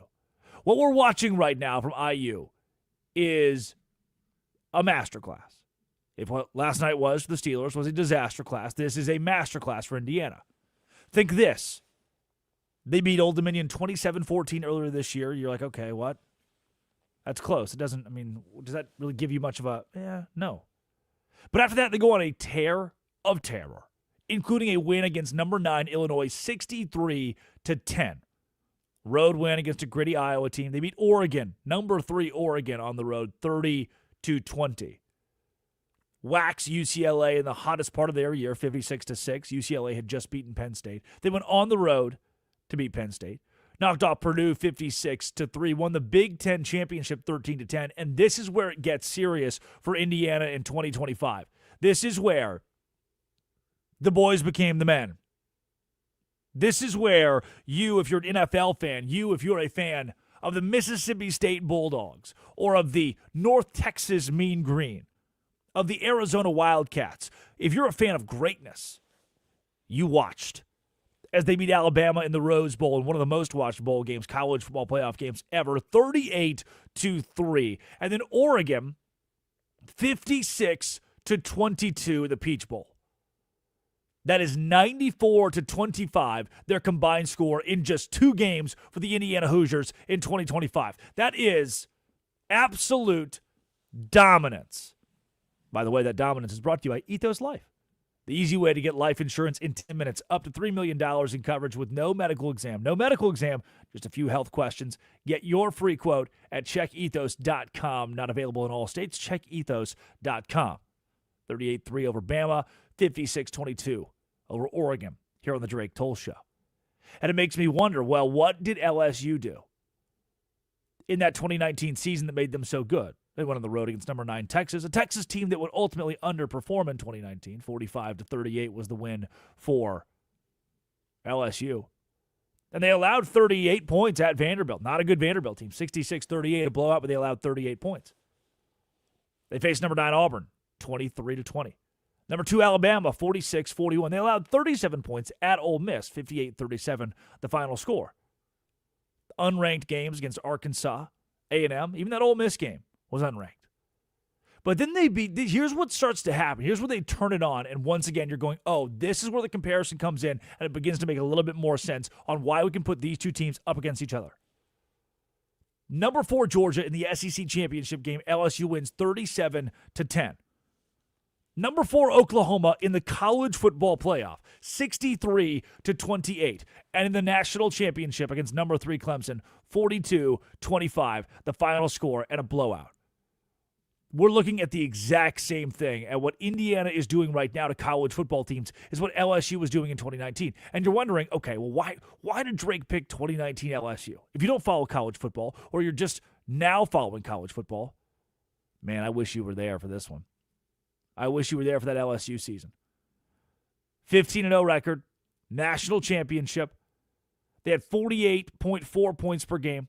21.9 points per game allowed, 4 All-Americans on their roster, and a 15-0 season that was highlighted by NFL talent across the board. And Joe Burrow, by the way, was their quarterback. Pretty good, huh? LSU beat 7 top 10 teams in 2019 under Ed Orgeron, including that Texas shootout. Number 1 versus number 2 at Bryant-Denny Stadium. Win for LSU over Alabama. And LSU beating everyone in the college football playoff by double-digit points, including that win against Oklahoma, was further proof this was one of the best teams of all time, built for the NFL. But then why would 2025 Indiana come into play here? Why are we talking 2025 Indiana? The soft non-conference schedule, they didn't have that Texas there. They didn't have as many victories against top 10 teams. LSU had 7, Indiana has 5. And that number 9 Illinois team they beat, that top 10 team, I don't know if they were actually top 10 after all. But this is a team that won at Autzen Stadium. A team with a Heisman Trophy winner in Fernando Mendoza, just like Joe Burrow, was the Heisman Trophy winner for LSU, maybe the most dominant single season as a quarterback that we've seen in college football. You could argue either Joe Burrow in 2019 or Cam Newton and his Auburn tenure. Best singular season in college football by a quarterback. Mendoza's not in that conversation, but he doesn't need to be. Mendoza wins, and he has the numbers, the efficiency metrics that are some of the greatest we've ever seen. It's not gaudy stats, like Mendoza having 7 touchdown passes and 500 yards. It seemed like Burrow was doing that on a weekly basis at LSU, putting up 5,000 yards, 60 touchdowns. Nuts, wild, video game numbers for Joe Burrow. But what Fernando Mendoza is doing this year, game after game, multiple times, throwing more touchdown passes than incompletions cannot be understated. And that 13-10 victory against Ohio State, followed with an average of 35 points per game in their next 2 college football playoff games. More than that, 38-3, 56-22. Now they face Miami coming up in the national championship. 5 top 10 teams they've beaten this year. And a Big Ten, the best conference in college football right now, a Big Ten that they ran through. The SEC, the 3rd year in a row, not having a team in the national championship game. And the big difference between these two squads, LSU and Indiana, if they were to square off today, I mentioned to you the points per game.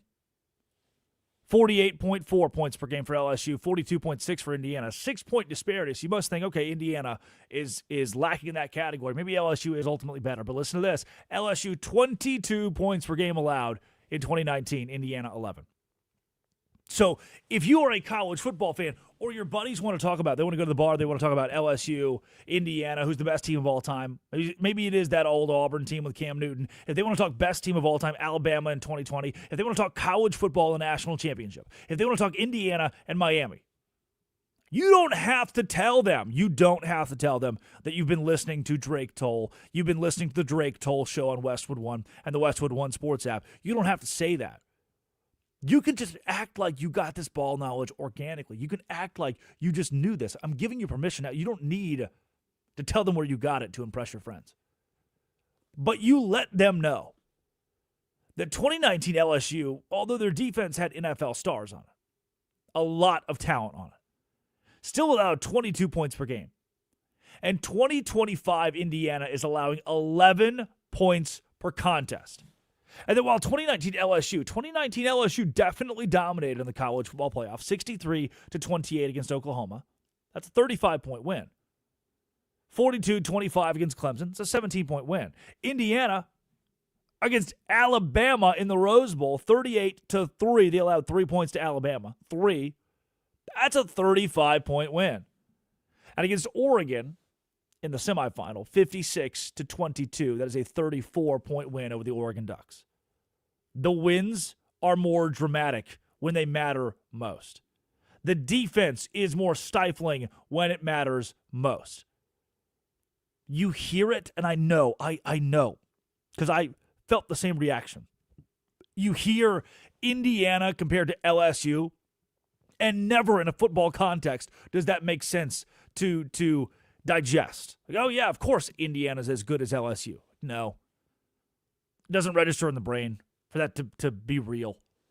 No, 2019 LSU is the greatest team of all time. 2025 Indiana could never hold the can. I'm looking at the numbers. I'm looking at the stats. I'm giving you the analytics. And it's a bad close race. So what's the point? I've said all this stuff. I've made this comparison. It's not just for you to be a genius at the water cooler. Not just for you to bring cool stats, facts, figures, numbers to your friends in the bar. What's the point? What is the thesis? Here it is. Monday night, when Miami and Indiana kick off. Wherever you are, whatever you're doing, stop. Take the remote. Turn on the TV. Find this game. This is your last opportunity to watch greatness. This is your last opportunity. This is the last chance before Michael Jordan goes to the Wizards. This is your last chance for you to turn the TV on and witness maybe the greatest college football team of all time. They don't have a ton of studs to go to the NFL. They do. They have NFL caliber talent. Let me back up a bit. They have NFL caliber talent, but different than 2019 LSU. This is a team in Indiana that's built on 23, 24, 25-year-olds. Not first-round draft picks necessarily, but older players, a very good college football team. LSU is the best pro-ready team we've ever seen and may ever see. Indiana is the best college football team we've ever seen. Like just the college game itself. You can lend that to the way the game has changed with portal and NIL. You can lend it to it. That's fine. Lend whatever you want. Zero interest from me.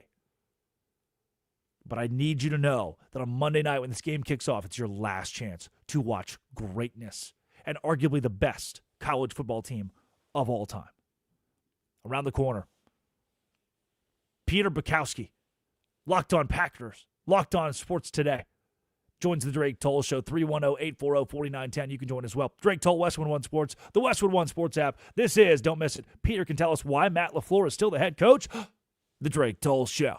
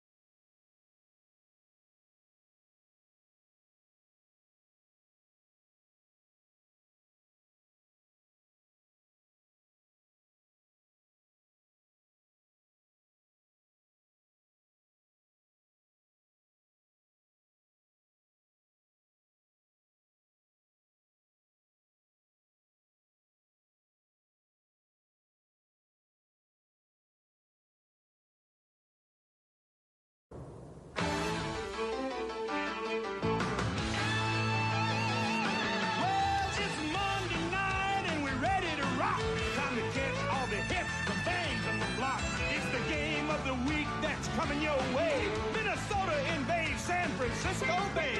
We gotta get ready. We gotta get right. The Vikings and Niners get it on tonight. So get ready. I mean, get ready. Are you ready for some football? A Monday night party.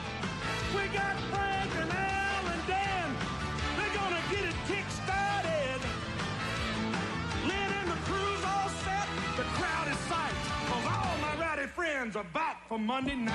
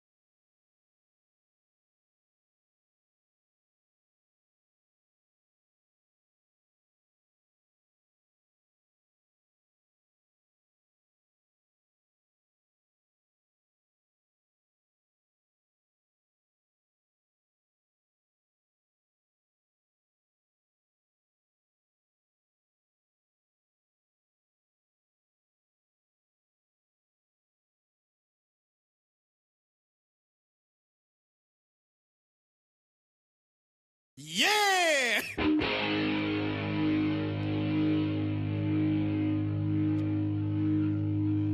Kick it!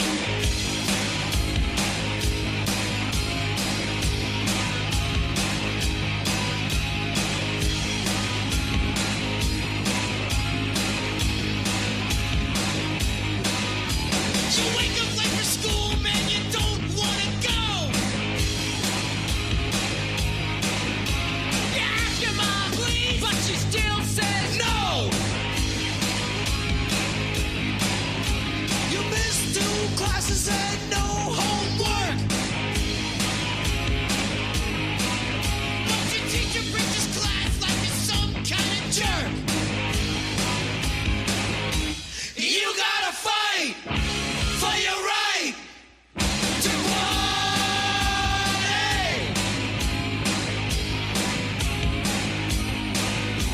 Your pops caught you smoking, man, he says, no way. That hypocrite smokes 2 packs a day. Man, living at home is such a drag. Now your mom threw away your best porno mag. Bussy, you gotta fight for your right to party.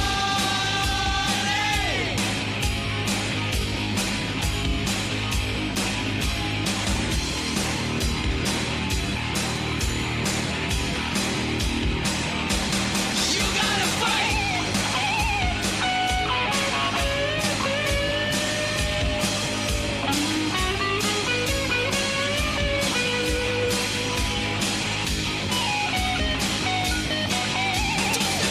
This house, if that's the clothes you're gonna wear.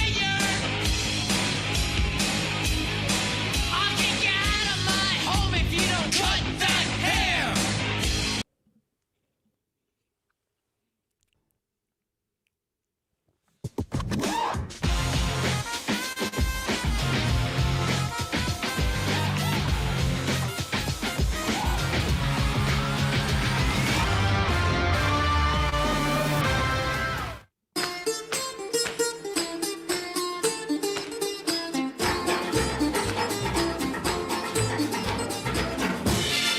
Here we go. Drake Toll with you at the Drake Toll Show. Westwood One Sports, the Westwood One Sports app. 310-840-4910. Call or text all show long. 310-840-4910. Drake Toll with you from the Savannah Bananas. Locked on Big 12. College football kickoff on Amazon Fire TV. And now we are graced with the presence virtually via cell phone. His voice over wires somewhere in the air that travel from his phone to Culver City, California, to Denver, Colorado, and then out to the rest of the world. Peter Bukowski of Locked On Packers, Locked On Sports today. Peter, it has been a wild 48 hours, obviously, in Green Bay. And before we get to the Matt LaFleur news, which is the most important and pressing news, I think, when it comes to the national scene, I do want to go back for a second to Saturday night. And let's make this twofold. Peter, let's go Saturday night. It's 21-3 at halftime. What's going through the mind of Peter Bukowski? I wish they would have made the field goal at halftime. Like that's the first one. Like Brandon McManus misses a 55-yarder right before. I mean, it was it really did feel like the turning point, even in the moment, for Packers fans, because they've seen this movie. They've seen this movie too many times over the course of the last 15 years. And Brandon McManus makes the first one, but Ben Johnson had called timeout. So wait just a second. Now he's got to go make it again. He doesn't. And you just started to get that creeping doubt in that moment of, oh no, they're not going to do this again, are they?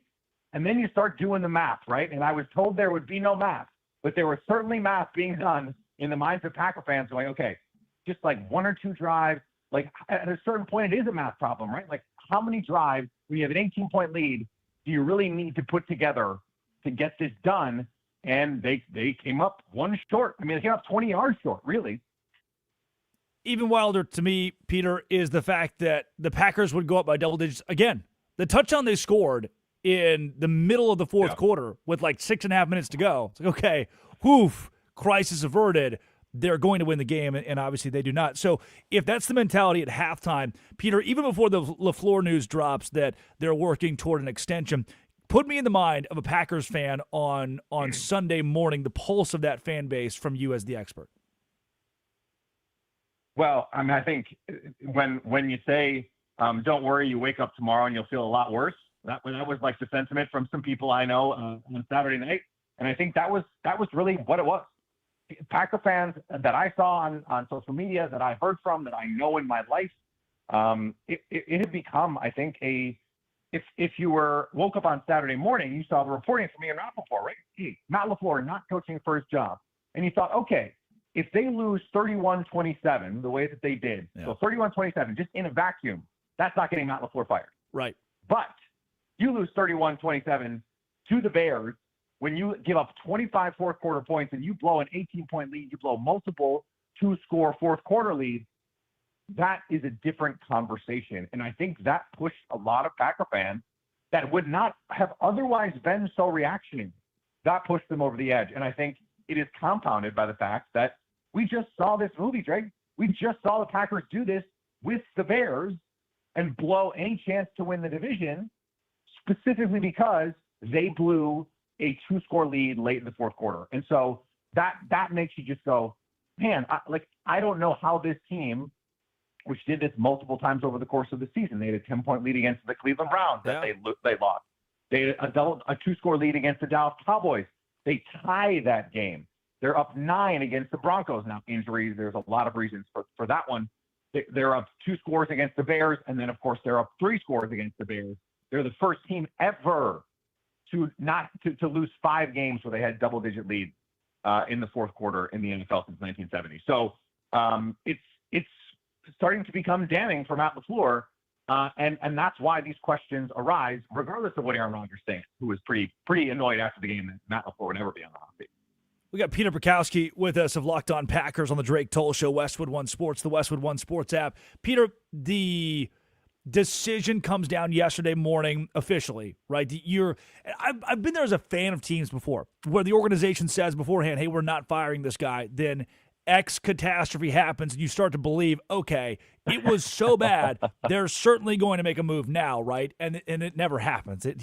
You wind up still questioning why the organization, why the management will stick with the guy. And the question I posed earlier to myself, and I want to give you now, what is the difference at this? Because I keep hearing good guy, nice guy, Micah likes him. What is the difference in Matt LaFleur and Jason Garrett's tenure with the Dallas Cowboys? Oh, no. I mean, yeah, put that in your psyche. Come on now. I shudder at the comparison. Right. But I will say, I think there is an answer here. And actually, we had Booger McFarland ask this question on social media yesterday. What does Matt LaFleur really bring to the Packers at this point? And I thought, well, when Jordan Love was on the field, they were the number 1 offense in the league by EPA per play. They're most efficient offense in the league when Jordan Love's on the field. And then when Malik Willis is on the field, check the numbers. Their efficiency when Malik Willis is on the field would also lead the league if it was their season-long number. Yeah. He is an exquisite offensive coach in a way that, frankly, Jason Garrett just wasn't. And so that's part of this. And the other part is they traded 2 first-round picks for Micah Parsons. That is a tacit admission that your roster is not good enough to win a Super Bowl without Micah Parsons. Well, guess who didn't play on Saturday, Drake? Yeah. Micah Parsons, who tore his ACL against the Denver Broncos, and it did feel like, and I certainly know Packer fans who felt this way. It felt like the season really did end in Week 15 in Denver in the second half. Jordan Love rears back, up 9, second half. They're rolling against one of the best defenses in the league. He rears back to fire to Christian Watson deep. Patrick Surtain makes an incredible interception. Christian Watson gets hurt, ends up having to go to the hospital. Turns out he's fine and can play the next week because these guys are absolute, like, alien level freaks. I don't understand how their bodies work. It's really remarkable. But you lose Micah Parsons in that game. You lose Zach Tom in that game. It turns out he's got a torn patella. The start of his 2026 season is now in jeopardy. This is not the team that they thought they were competing with. And so if you're Ed Policy, the president of the Packers, if you're Brian Gutekunst, the GM of the Packers, I don't think it's that hard to look at this and go, look, we thought we needed some superstar players. It's why they used the first-round pick on Matthew Golden. It's why they traded for Micah Parsons. And though you have this extremely banged-up roster, and you still really, by all rights, should have won the game. So I don't think it's crazy at all for them to say, look, we've got a 3-year window with Micah Parsons and Jordan Love, who, once again, by the way, a great piece of evidence that quarterback wins are not a stat. Jordan Love for 330 yards and 4 touchdowns, no interception. They lose the game. Just juxtapose that to last night. CJ Stroud, 5 fumbles and a pick, and he only loses 3. But and they win by 25, right? So, like, the quarterback wins. Give me a break. Like, Jordan Love is a star in this league. When you have him, when you have Micah Parsons, when you have Tucker Kraft back, who looked like he was a nation star, that's what this team has to be, and that's just not what they were, regardless of how much it sucks the way they lost on Saturday. And, by the way, it does. Peter, before we say goodbye, in your role as Locked On Sports Today host, you get a whip round every day of the National Football League and on the national scene. There's somebody listening, Dale in Cleveland right now, or Paul listening from Baltimore, that are wondering, okay, how this LaFleur move and keeping him is affecting the coaching carousel. As you look around the country, was there a better coach available, more suitable coach available to lead the Packers to a Super Bowl in 2026 than Matt LaFleur, or is he the best option based on who's on the market today? His phone dropped. We lost Peter momentarily. I'll answer that question. I think so. As someone who is not the Packers expert, I thought that Peter did a really good job there explaining how LaFleur isn't Jason Garrett necessarily, and the offense is still something that is viable moving forward for the Green Bay Packers. And I agree. And LaFleur could be kept because of that. But if I'm going to look around the league at the John Harbaughs who are available, or I'm still buying Kevin Stefanski, there are those of you who will say, wow, I've been listening to the radio. This dude keeps telling me Kevin Stefanski could be a powerful head coach in the National Football League, could be a guy to watch the National Football League as a Super Bowl caliber leading man. And I keep listening to that guy on the radio and thinking, there's no way he knows what he's talking. There's no way that is the case. There's no way that is gospel for Kevin Stefanski. I believe it is. And I think the team that picks up Stefanski this offseason will be a team that wins next year. Why? And you may even think it's a lazy take. You may listen to this and go, oh, well, it's a little stupid, a little hollow. I say that because Kevin Stefanski won a playoff game as the head coach of the Browns. Took the Browns to the playoffs twice. That is the case in point for me that showcases how he, with the correct organization, with an organization ready to win, can win. He can rebuild. Imagine taking a rebuilder, a guy who rebuilds, and putting him in a spot where his rebuild's very small, like Green Bay, where the rebuild is not intense, a place that's ready to win, wants to win right now, like Green Bay. That would be a Kevin Stefanski. Like a Mike McDaniel, if you already have LaFleur, the offensive genius who has lapses, whether it's defensively or lapses with a locker room, lapses with the fan base, if that's the case, Mike McDaniel is not your guy. What if John Harbaugh is? What if John Harbaugh walks through the door and wins right away? What if John Harbaugh builds a staff that can win right away? That's certainly possible. What if? And there are always going to be those what ifs in the National Football League when it comes to coaching searches. We won't know. Hindsight's 2020. But I do think that there were guys in the market like a Stefanski who are ready to win, and they will prove that they're going to win come 2026 with whatever organization they're paired with. Do I think Pete Carroll or Jason Garrett were the right move for Green Bay? No. No. Spare me Pete Carroll coaching in the National Football League for a little bit. At least give me a small break.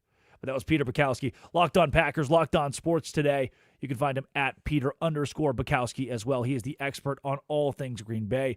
Does a really good job every day of bringing you that content and breaking it down.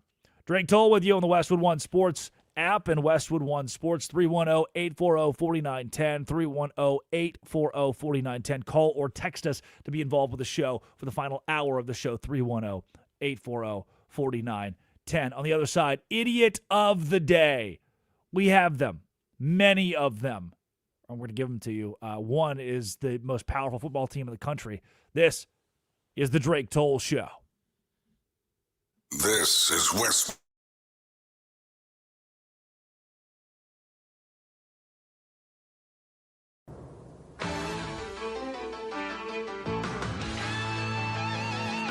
Well, it's Monday night and we're ready to rock.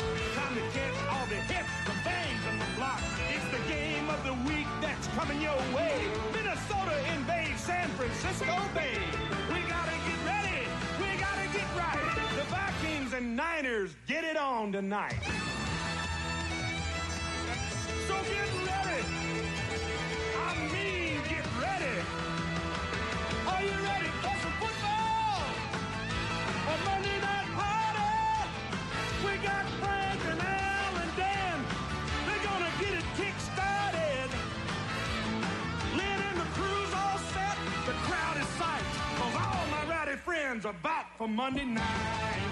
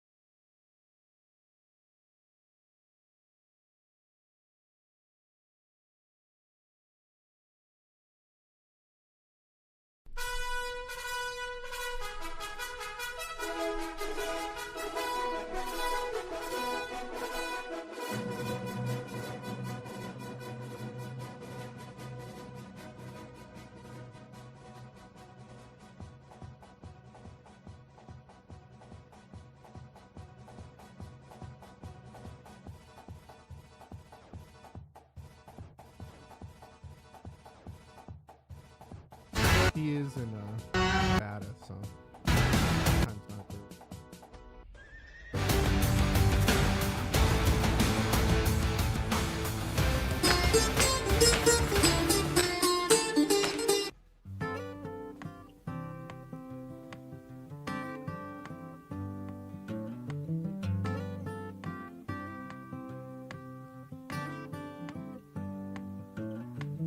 Lonely by day, empty and cold, only to say, lo and behold, deep in the night, down in my dreams, glorious sight, this soul has seen. Give it to me.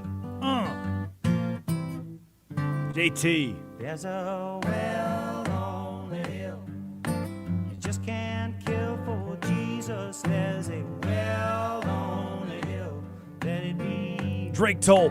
Westwood One Sports, the Westwood One Sports app. The Drake Toll Show. Addie Bates, producers from Washington, D.C. Curtis Poindexter, Culver City, California. I like the little mashup there. Harry Belafonte with James Taylor. Wicka wicka. Break it down. Phone lines are open for you. 310-840-4910. 310-840-4910. You can call the Drake Toll Show if you're a fan of the Packers, the Steelers. If you're a fan of the Houston Texans, the show is open. Addie Bates, producer of the Drake Toll Show. Before I can continue into our idiot of the day, I'm not going to make you the idiot of the day. Oof, give it to my grammar skills. My inability to speak. I'm not going to give you idiot of the day, but I do want you to speak for yourself and justify the thing you told me off the air. You do not like James Taylor. No, I think he's the most boring singer-songwriter on the planet. Like, hands down. And trust me, I love, like, Don McLean, Jim Croce. Give me all the Croce, actually. Love Croce. James Taylor, boring. I told Curtis, I was like, pop that song down immediately. So you should have heard her coming into it. She'd love it.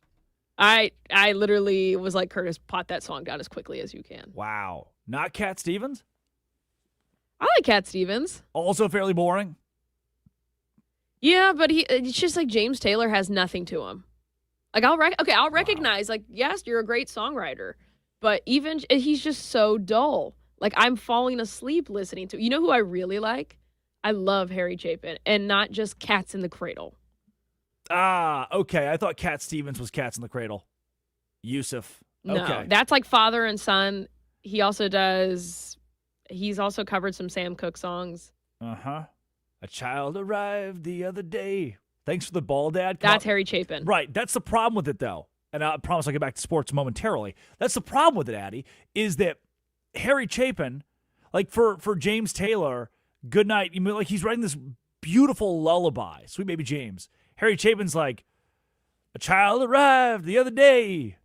Thanks for the ball, Dad. Come on, let's play. Like, that's just such... He's telling a story. Yeah, Have you listened to any of his other songs? Like WOLD? That should be for you. He's talking about being a disc jockey. I don't know. Think about Don He's a radio McLean host. and I just bought this vinyl, too. I'm insufferable. I bought a vinyl of Don McLean that has... This deep track American Pie. It has Vincent on it, which is one of my favorite Great songs song. maybe ever. Great Also, song. really, like, the songwriting of that is spectacular. It's this almost like a lullaby to Vincent Van Gogh. And then Harry Chapin's over there like, cats in the cradle and the... Can I have the You need to keys? listen to more Harry Chapin. I think you need to listen to more Dad. I think you need to listen to more. You know I'm going to be like him. Every single song he writes, even his songs about 30,000 pounds of bananas, Dance Band on the Titanic, everything tells a story, and it's so uniquely him, whereas James Taylor's like, Mock, yeah. Yeah, but it's good. It's good Yeah. lyrics. It's easy listening. It's good on the Yo, ears. yeah, that's a really good lyric. Mock, yeah. Yeah. It's good on the That's ears. Easy on the ears. that's Oh, Mexico. It's a good one. Lyrical genius. Before we get to the actual sports, Gordon Lightfoot, also in the category of kind of boring, but great songwriter. Groovy. Yeah. Are you kidding me? Yeah, I love Gordon Lightfoot, but his voice actually has there's just substance there. There's something there that I can listen to, grasp onto. I'm not even let's go with his biggest hit, I guess. Let's talk about the wreck of the Edmund Fitzgerald. Yeah, biggest hit. It's crazy. Listen to the rhythmic pattern of the song. It's wild. His storytelling is just so much different than James Taylor. That's just, and I know I'm not alone on that. I know there are other people on this planet who are like, golly. Like this guy, get over yourself. I'd put him he's more like Coffee House than like a singer-song. I don't know. His stories aren't as prevalent. James Taylor's also That's pretty okay. Coffee House. I'm stuck on thanks for the ball, Dad. Come on, let's play. Okay. If you can name 3 more Harry Chapin songs, then I think I'll exactly. You gotta listen to his stuff. Also, this is tough. I did karaoke the other day. I don't think I've told this story on the air. I did karaoke at Bay Street Blues in Savannah, Georgia this weekend. I did Sundown by Gordon Lightfoot. A Gordon Lightfoot classic. Usually I'll do a Spanish song. Sometimes I'll do Should Have Been a Cowboy, Toby Keith. That's a good one. It's really good. And someone did WAP. That's W-A-P. I will not say what it stands for, by the way. I believe it's Meg the Stallion. How do the lyrics go? There is a lyric, and I did not know this. I'd never seen the lyrics to WAP. Also, don't Google it. Oh man, because Brad in Little Rock, Arkansas is listening. He's like, WAP. I guess I'm gonna Google that. Oh, no, don't do that. There's a line that repeats itself. Get a bucket and a mop for this WAP, and for this what? WAP. I can't say. Oh, okay. Sorry, I don't think I know what that means. I don't want to say what it means. Please do not make me do that. And I did not realize what I had never listened to the lyrics, and nor do I ever want to again. The fact that was the number 1 song of the year, I think, in 2024. I do believe it was number 1. It was a lot to digest for me. Thank you, Addie, for your take on James Taylor. I saw James Taylor live in Fort Worth a few weeks ago.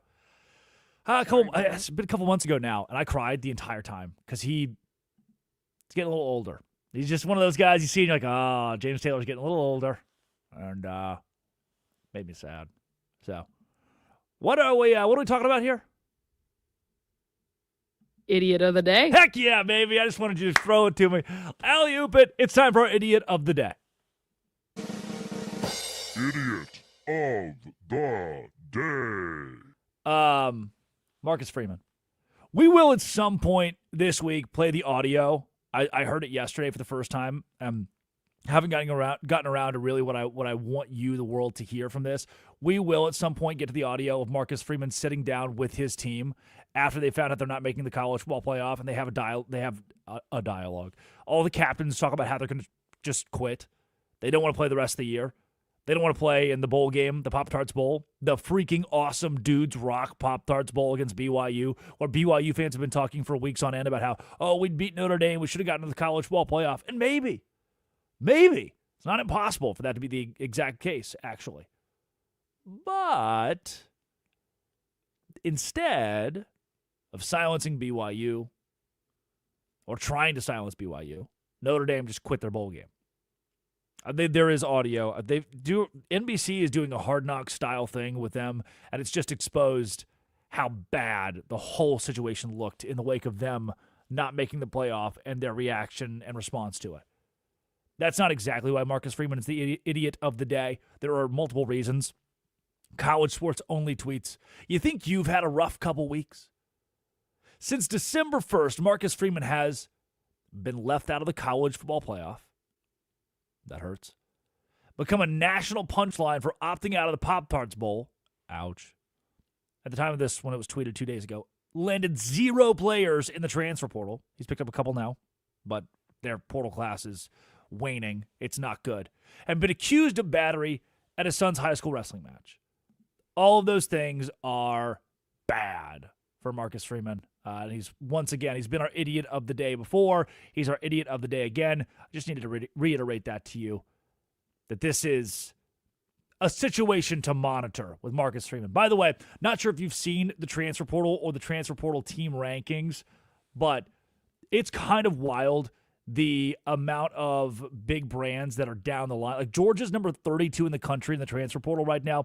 Alabama is at 34. Nebraska is at 33. That was a really weird order to do those in. Bear with me. Even Utah is at 44th after losing their head coach. You would think they would really dive into the transfer portal. They have not done that. There are the likes of some big brands like Miami at 60th in the country in the transfer portal. Teams that have won recently. Illinois is at 63. Clemson is at 64. These are some of the best college programs in the nation that are bottoming out in the transfer portal right now and not gathering new players, new talent, significant talent. And you're saying to yourself, well, good. Homegrown, baby. Like, no, Indiana is not exactly homegrown. They picked up a lot. Indiana picked up a lot of talent from James Madison to help revamp and rebuild that roster and then go into 2026 to create the team that they have right now. They rebuilt that whole thing to win a national championship via the transfer portal with older players and then growing those guys up. Go sign a junior who's 22 years old and grow that guy up in the program. I'm not mad at them, but it's how they did it, and Alabama's not doing that. Georgia is not doing that. Number 4 team in the country in the portal right now, Oklahoma State. 44 commits for Oklahoma State. That's crazy. And obviously, Texas Tech, Indiana still top 10 in their portal classes. All of that is per 24/7. Idiot of the day turned into a transfer portal update. You're welcome. That was free for you. Free on your radio. Drake Toll with you on the Drake Toll Show, Westwood One Sports, the Westwood One Sports app. You can call the show 310-840-4910, 310-840-4910. We're going to open the phone line to Addie Bates, producer of the Drake Toll Show here, for A.J. Przinsky, saying, who I know, Texas Rangers legend, A.J. Przinsky, saying the Red Sox did not believe Alex Bregman's camp when they said he had a higher offer made to him from another organization. Addie, you believe this gives the Red Sox Idiot of the Day honors, correct? This has to be one of the funniest things I've read. They're like, hey, like, we're not going to really try that, like, hard because we don't actually believe that there's another offer. Like, we think you're just playing with us, just joshing, one might say. And so not only did the Red Sox lose Rafi Devers last year, now they've lost Alex Bregman. Their backup option is hopefully Bo Bichette, who had a really good meeting with the Phillies. So now they've lost 2 third basemen in the span of a season because, hey, we don't actually think you have another offer on the table. That blows my mind. Curtis, can I get a breaking news bump here?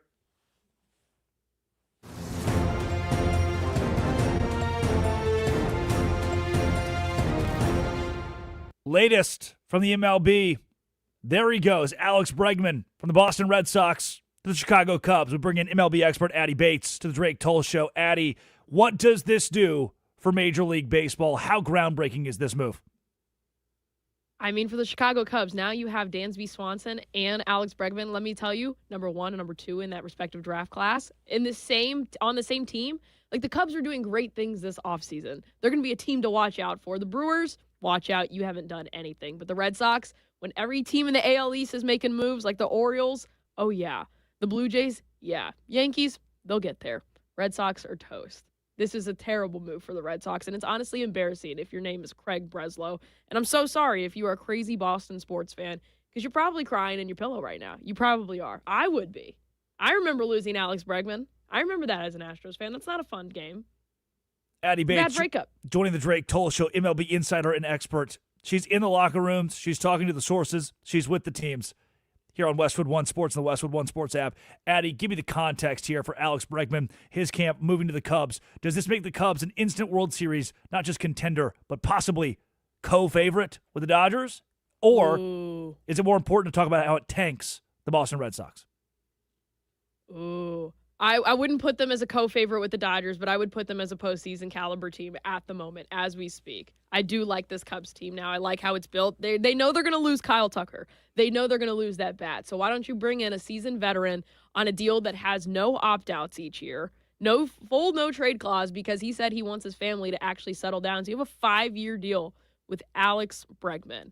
Now, it will tank the Red Sox. If they can't land Bo Bichette, this team is in trouble, because they have too many young guys. They don't have enough veterans on that team, and their infield isn't great. But Bo Bichette is a second baseman. You can have him play third.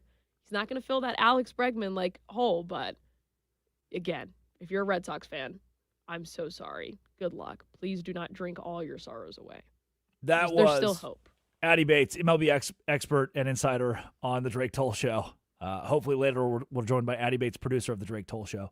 She asked if in the first 3 weeks of the program she could get 2 minutes to talk about the Major League Baseball storylines, and the answer was reluctantly yes. And that was that. Thank you, Addie, for breaking down Alex Bregman and those drama, ?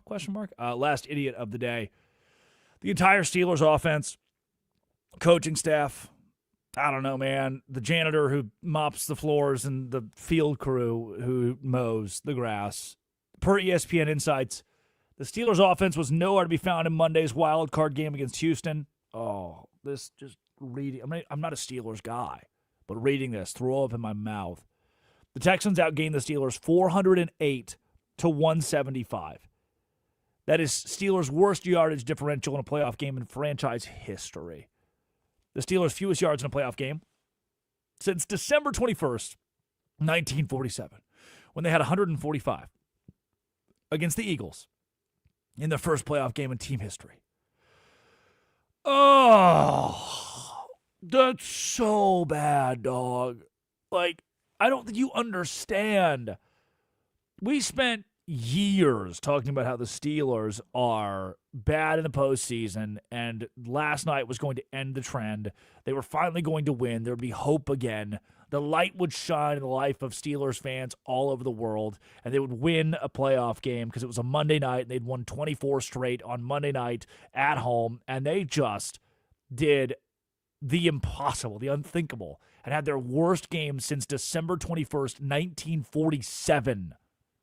And C.J. Stroud fumbled the ball 5 times and threw a pick.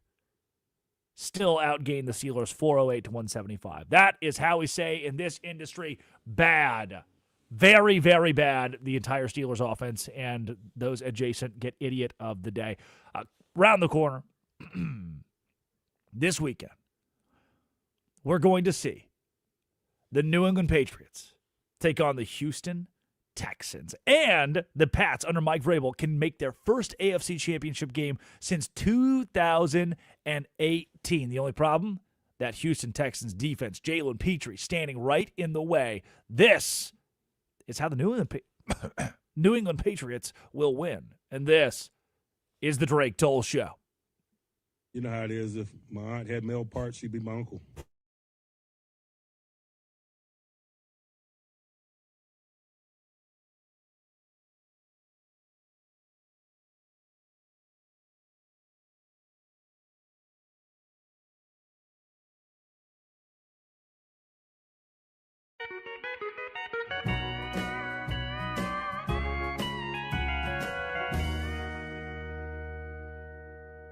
She just caught the Jamestown ferry. It's not a hot day, January, like she said it'd be if she ever left me. A case of gone was all she carried. As she got on the Jamestown ferry.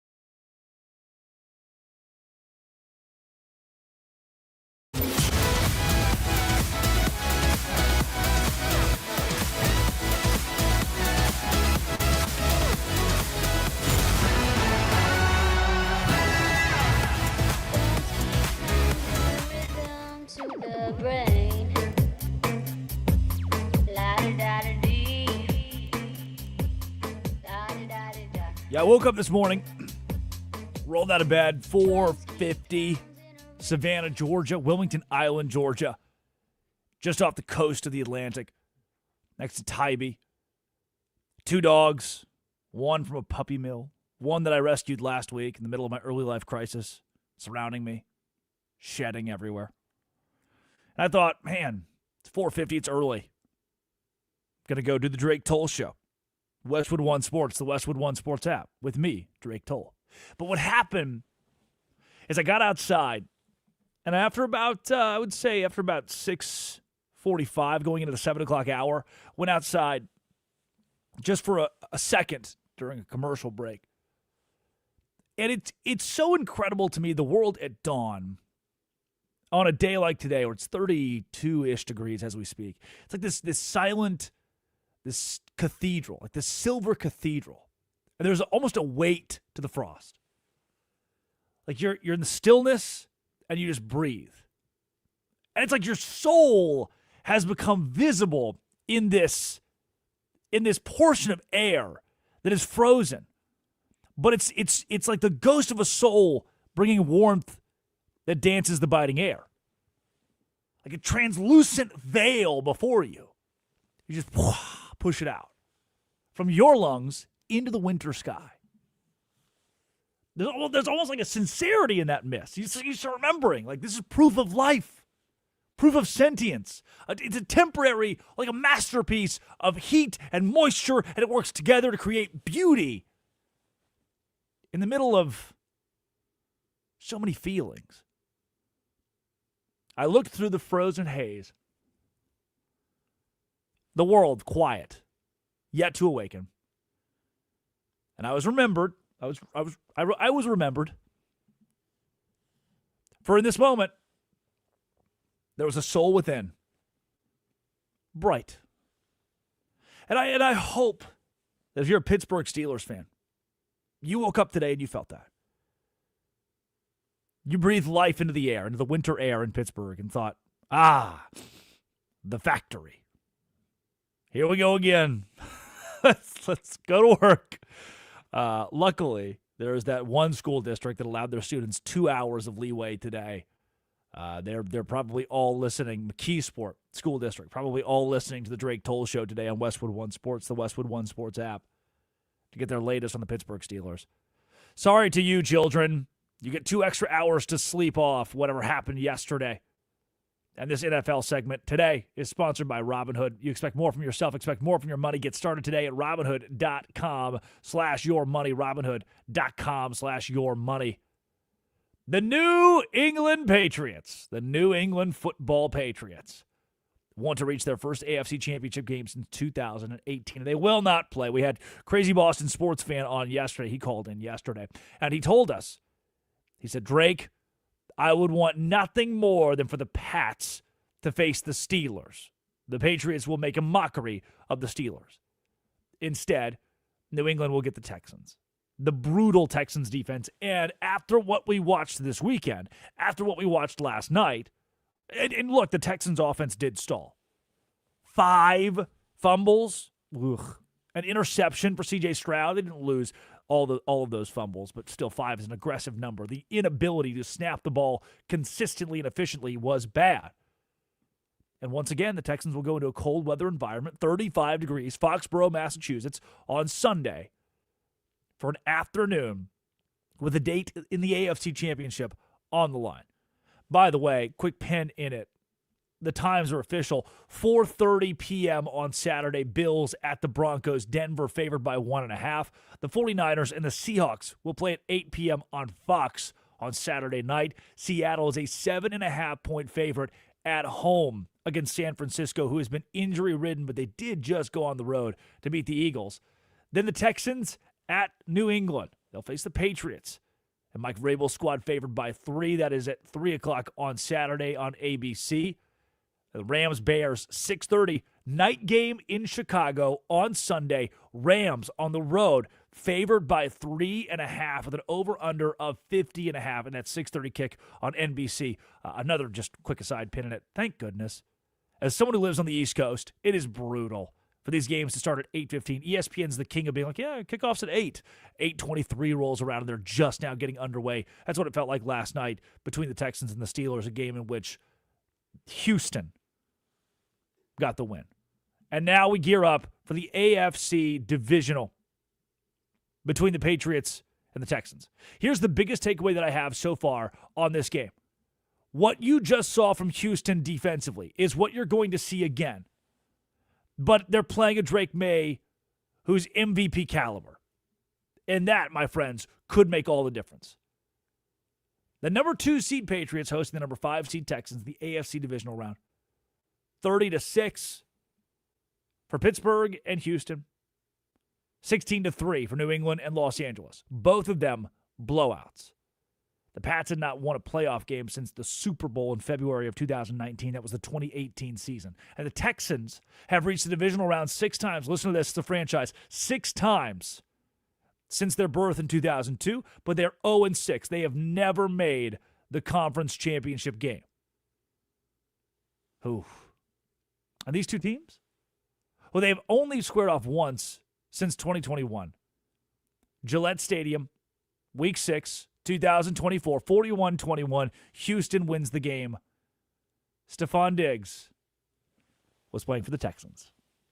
And it was Drake May's first career start. Much has changed since that day when the world could have questioned if Drake May was going to make it as a quarterback in the National Football League. Much has changed.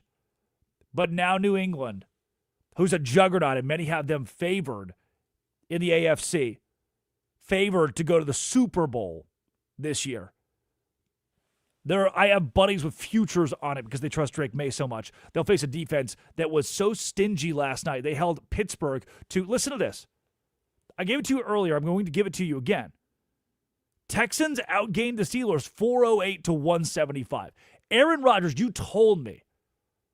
Momentum, Aaron Rodgers, a revamped offense. The Steelers are good. This is a Steelers team that's going to change the narrative, rewrite the narrative. They're going to be different. And if all of that's the case, you cannot switch it today. You can't say yesterday, the offense is good, the offense has momentum, the offense can win, Aaron Rodgers can win, Aaron Rodgers has it. I feel good about the way they're playing. I feel good about the offense late in the game against the Ravens. You can't say all those things, and then last night happens and go, well, they have a bad offense. No, and DK Metcalf was back. Oh, their offense is lackadaisical. Nope. Doesn't work that way. 175 yards for the Steelers. What that equates to is an elite defensive performance for Houston, and that is the difference.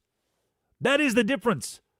You just saw it travel. You just saw it travel in cold weather at Acrisure Stadium. Not Heinz. Don't say Heinz.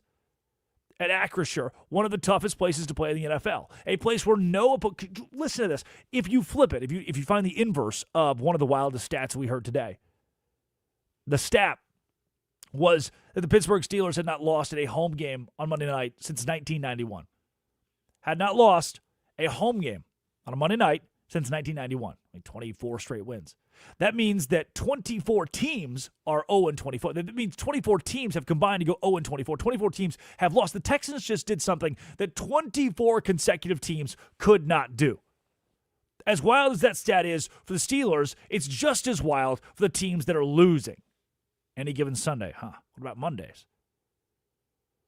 So if trends are a thing, if trends are something you follow, and the Texans just broke one of the biggest trends, most consistent trends in the NFL. Well, what does that say about Houston? The same Houston that started 0-3. And then after that has been magnificent. Just 2 losses since then. The streets won't tell you they started 2-4. I would almost argue 2-4, it's not worse than 0-3. But it's almost as ugly as 0-3. Heck, they were even 3-5. The last time they lost a game was against Denver, 18-15. They were 3-5. Davis Mills was the quarterback for that game. And then again, and then again, and then again. Missing C.J. Stroud for the middle portion of the year. Missing C.J. Stroud when they were a 3-5 football team. He wasn't even playing, and they were 3-5. And Davis Mills leads them to wins against Jacksonville, playoff team, at Tennessee, and then Buffalo, playoff team. That's the grit. That's the determination. That's the heart of the Texans and what they did. They did not bend over and say, I'm done. Somebody else. Somebody else do this. They didn't bend over. They didn't break. They fought. They did not allow anybody. They allowed no paddlings in the National Football League. Since they lost C.J. Stroud. Whereas other teams lose their starting quarterback, even if only for a few weeks. And as a team sitting at 3-5, you probably give up on the year with half a season to go. Not Houston. And their schedule, too. I mean, there's some good ones in here. I told you. They beat Jacksonville, playoff team. They beat Buffalo. They beat Indianapolis when Indianapolis was still good. Went on the road against Kansas City, doubled them up 20-10. Won at Los Angeles, 20-16. Rallied against Indianapolis to win that game in an afternoon where C.J. Stroud had just 169 passing yards. They have had in there, and this is another one of the craziest stats you can pick up from the Texans this year. This is another opportunity for you to walk into the break room today and say, hey, I know a thing. I know a stat. Here's a number. This year for the Texans, in 17 regular season games, just once did a ball carrier rush for over 100 yards. Only once did a ball carrier rush for over 100 yards, and it was Jordan. That's crazy. That's crazy. Until the postseason game against Pittsburgh. Number 2 on the season, Woody Marks. Over 100 yards in the game. Even when C.J. Stroud was not at his best. The Texans are that good. This was supposed to be a New England is back segment, but I'm so married to Houston after the way they looked defensively, after the way they ran the ball, after C.J. Stroud's ability to play at a better level when it matters. Some quarterbacks cannot just can't be good all 4 quarters. Hello, Caleb Williams. And C.J. Stroud certainly was not good all 4 quarters, but he won the game. And if you want to talk about, he didn't play, he played terrible. Drake May, his 86.6 passer rating against the Chargers was his 3rd worst of the season. It's not like Drake May and the offense of the New England Patriots are coming off of a very good game against the Chargers. And you told me, the Chargers suck at every single thing, except for Justin Herbert.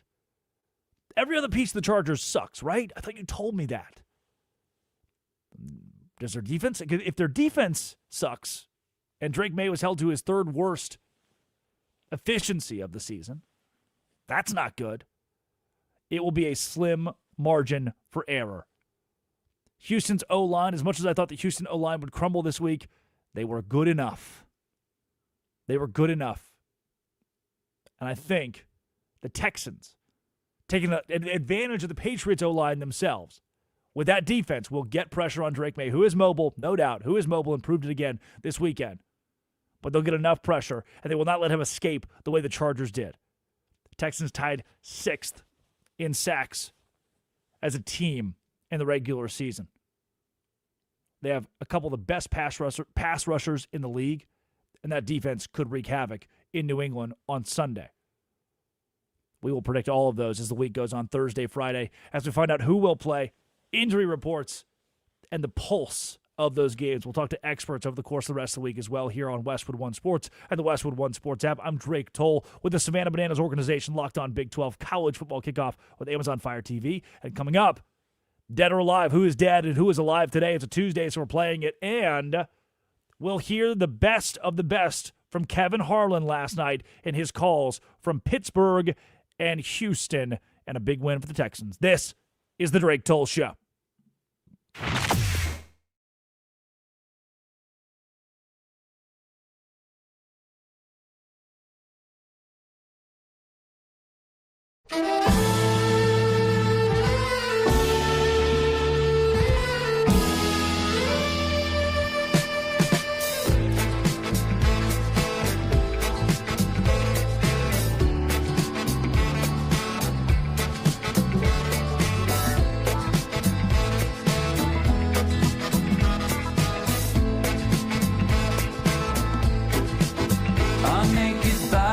Go on trial just for laughing at the joke, just for saying of the bargain what any sales girl already knows. Most of us old men die at the firing line, just waiting for our number to be called. I guess time just makes fools of us all. Now the king gets his stepson when he's loaded as a gun. Says a real man is like a country. You need a map to find your one. Now I do you suppose you must approach the throne with its back up against the wall. I guess time just makes fools of us all.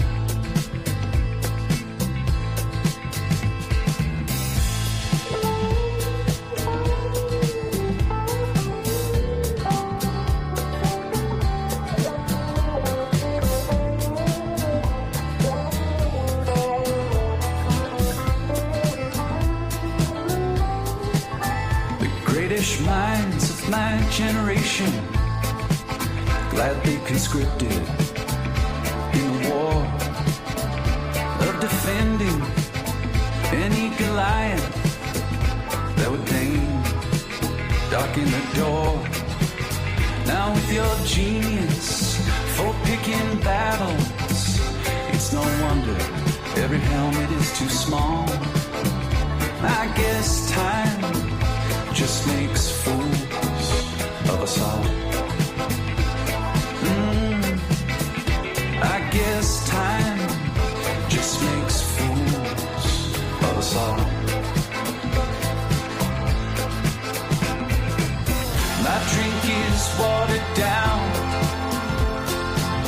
The champ is on his knees. He lost the rematch. He lost the comeback. He lost for charity, but that's the job. It's what gets the asses in the hall. They came for a beating, and he came to throne.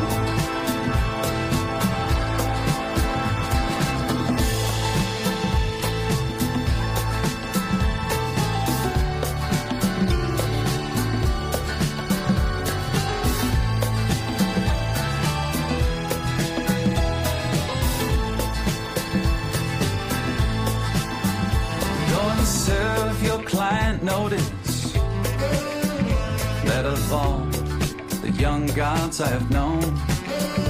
Yours is easily the least famous to turn down the cover of a Rolling Stone. Lily white faces, so familiar and yet impossible to recall. I guess time just makes fools of us all. After a millennia of good times, God said, hey now, let's have a dream where we raise the stakes a little. Come on, let's make things interesting. Parachute into the Anthropocene, an amnesiac, a Himbo doll. I guess time does make fools of us all.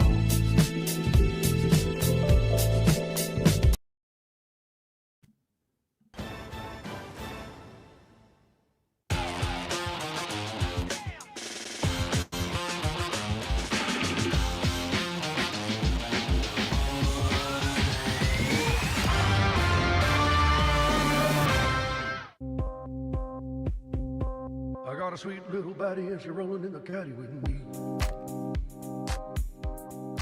There's something about I got a sweet little body and she's rolling in the caddy with me. the beauty of existence in a time like this, where the National Football League is at its best. College football playoff national championship is Monday, 6 days away. When I was junior in college. I was a junior in college. Was the year that Alabama played Georgia in the college football playoff national championship. I was in Crested Butte, Colorado. I had gone skiing that day for the first time ever. Spent like 4 or 5 hours on the slopes. And there was one of my fraternity brothers. I know it's a pretty insufferable story. One of my fraternity brothers who was like, I'll teach you how to ski. Don't worry, big fella. I'm 6'4", so it's not the easiest thing in the world to find at the center of gravity. He had, if I may, for FCC purposes, his morning was herbal, we'll put it that way, before he hit the slopes. And so eyes were bloodshot, wasn't really making a lot of sense. He just kept being like, pizza, man, you just got a pizza, just pizza it. And then something about French fries. I tore both ACLs, not actually. But it was he decided, when you're a Southern father and you take your child to the pond and you throw said kid into pond to hope the kid swims. That's a thing they do in the South. Texas. Southern father. Yeah. Addie's father did that. This was my friend Jacob. We called him by his last name because, fraternity guys, dude stuff. Albin. He was like, hey, man, I'm going to take you up to the black, what did they rate them, like blue, black, what is it, bunny, maybe? So we went up to the black slope, and he was like, you just got to figure it out, man. And if you don't, like, genuinely, you will die. There have been the lady from the Parent Trap. She died in a skiing accident, dead or alive. And I made it about 13, 14 feet and took the skis off. I turned around and I walked back up the mountain, got on the ski lift, and rode it down. And which I found out was really embarrassing. You shouldn't ever do that, please, if you want to have good social standing amongst those who are at the ski resort. Moral of that story is that weekend, I spent a lot of time in the hot tub, went to downtown Crested Butte, if you can call it downtown, saw the world's largest recorded elk to ever be killed, which was neat. Yeah, I think it was an elk. It's in Crested Butte. And we watched Georgia, Alabama play in the national championship, and the bar we went to gave out free Jell-O shots. If you picked Georgia, they drew a G on your hand. If you picked Alabama, they drew an A. And if that team scored a touchdown, which you'll remember there were not a lot of touchdowns in the first half specifically, if that team scored a touchdown, you would get a free Jell-O shot from the bar. Awesome. Dudes rock. Great moment. And it just reminds me of this time of year, that was 4 years ago, my junior year of college, that national championship game, that this is that time of season. This is the moment in our lives where we get together on Monday and we have proverbial Jell-O shots. You don't have to have an actual Jell-O shot, but it's going to feel nice when the college football playoff kicks off. It's going to feel nice coming off of games on Saturday and Sunday in the National Football League as we continue the chase toward the Super Bowl. Like, think about it. If you are a Patriots fan, if you're a Bills fan, if you're a Seahawks fan, a 49ers fan. There are Dallas Cowboys fans. There are those who root for the Pittsburgh Steelers. There are those who root for the Jacksonville Jaguars. Their season's over. They don't have football to root for. If you're a Jacksonville fan, what are you rooting for now? Ooh, the Magic? Right? Is that close enough for you to root for the Magic? Are you rooting for the Lightning? You know, the Florida Panthers? What are you doing now, right? If your team is still alive in this, college football, NFL, just think about how blessed you are to live in this moment and still have football in your life, a rooting interest in your life. And if your team's knocked out of this, like all of mine are, I don't really have teams, but whatever. If your teams are knocked out of this, then dude, great. We get to appreciate the wonder, the awe and wonder of the gridiron and pigskin in the college football playoff, the national championship, as well as the NFL postseason. By the way, before we get into a recap of yesterday's Steelers and Texans game, this is from per Jeff McClain and his recently released podcast as of 11 hours ago, which I was asleep. Philly PMC summarizes it with, Jeff McClain reports Kevin Patullo will get removed. War is over. As the Eagles offensive coordinator, but he might be relegated to his old job as passing game coordinator. Jeff bases the report on conversations he had with people inside the building. Notes there were internal discussions the last few weeks on what the Eagles would need to do in the playoffs for Patullo to be hired, keep his job. He suggests that Patullo might have been fired even if the Eagles, or lost his job even if the Eagles made the Super Bowl. Based on this report, it seems that Patullo is done. War is over. Yoko Ono. Sorry. Flip it. And John Lennon, dead or alive John Lennon. Before we get to our dead or alive, last night, I'll say the word again, disaster class for the Pittsburgh Steelers. And it all came tumbling down in a one-possession game when Aaron Rodgers fumbled a ball and it was scooped and scored. Rodgers empty backfield. He'll get the shotgun snap, four-man rush, sets in the pocket, hit from behind, down he goes. Did he lose the ball? Rodgers is down. The ball picked up on the play by Rankins. He'll run it down the middle from the 20 to the 10 to the 5 and a touchdown. He was not chased. He was not chased. It's a defensive touchdown for the Houston Texans. Rodgers fumbled it under duress. There's a fumble recovered by Houston and run back for a touchdown. Yep, Rankins picking it up, taking it to the house. That was the true end of the end. There was no real coming back from that. Houston would score again, and then the final nail in the coffin, and that coffin may be on Aaron Rodgers' NFL career, was a 50-yard pick six. So at the 34-yard line, Rodgers in the gun, 4th and 5. Has three receivers. He'll get the snap. It's a four-man rush. He sits in the pocket. There's a line drive down the middle. Intercepted at the 50 and picked off on the play by Bullock. He's down the far side, 30. Far side, 20. Down the far sideline, 10. 5, touchdown.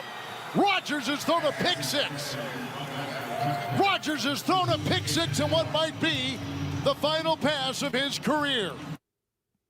Kevin Harlan, Westwood One Sports on the call. The Westwood One Sports app. Pittsburgh falls 30-6, and the Texans may be the most dangerous team in the postseason right now based on how they played defensively on Monday night. Curtis Poindexter runs the board. Addie Bates produces the Drake Toll Show. It's time for Tuesday's Dead or Alive. Addie, are you ready? Oh, of course. Come on now. Kirch, are you prepared? Put me in, Kirch. Nice. All right. Number one, Richard Mole. Dead or alive, Richard Mole. He was an actor in the show Night Court. Addie. Dead. Addie says dead. All right, Curtis. I'll go alive. Oh, man, Curtis. Bad deal, dog. Richard Mole. We lost him in 2023 in Big Bear Lake, California. Yep. Known for Take playing that, Curtis. Bull Shannon in the NBC sitcom Night Court. All right, Addie's up 1-0 in Dead or Alive. Curtis, Janet Hubert. She's an actress from The Fresh Prince of Bel-Air. She played Vivian. Aunt Viv? I think she's dead. I think she passed away recently. Janet Hubert is listening to the show right now, Curtis. I didn't even get to answer. Oh. You would have said alive, right? How bad my answer was. Yes, I would have said alive. Yeah, I was just too shocked that Curtis is dead. What a bad MC. She's only 70. People live like way longer than 70 now. Janet Hubert is alive. Congratulations, Janet. Our apologies to the Hubert household and estate. Curtis means nothing by it. Please forgive him. Addie, dead or alive, Rip Taylor, the comedian Rip Taylor. Never heard of him, so we're going to kill him off. He's dead. Oh, Curtis. You know, with the name Rip, you'd think he'd be passed away, but I'm going to say he's alive. Curtis, you've never been more insensitive to a family still grieving loss than you are in this moment. Rip Taylor, born in 1931, died in 2019. By the way, Curtis, you killed off Janet Hubert on her birthday. She is 70 years old today, and you said she was dead.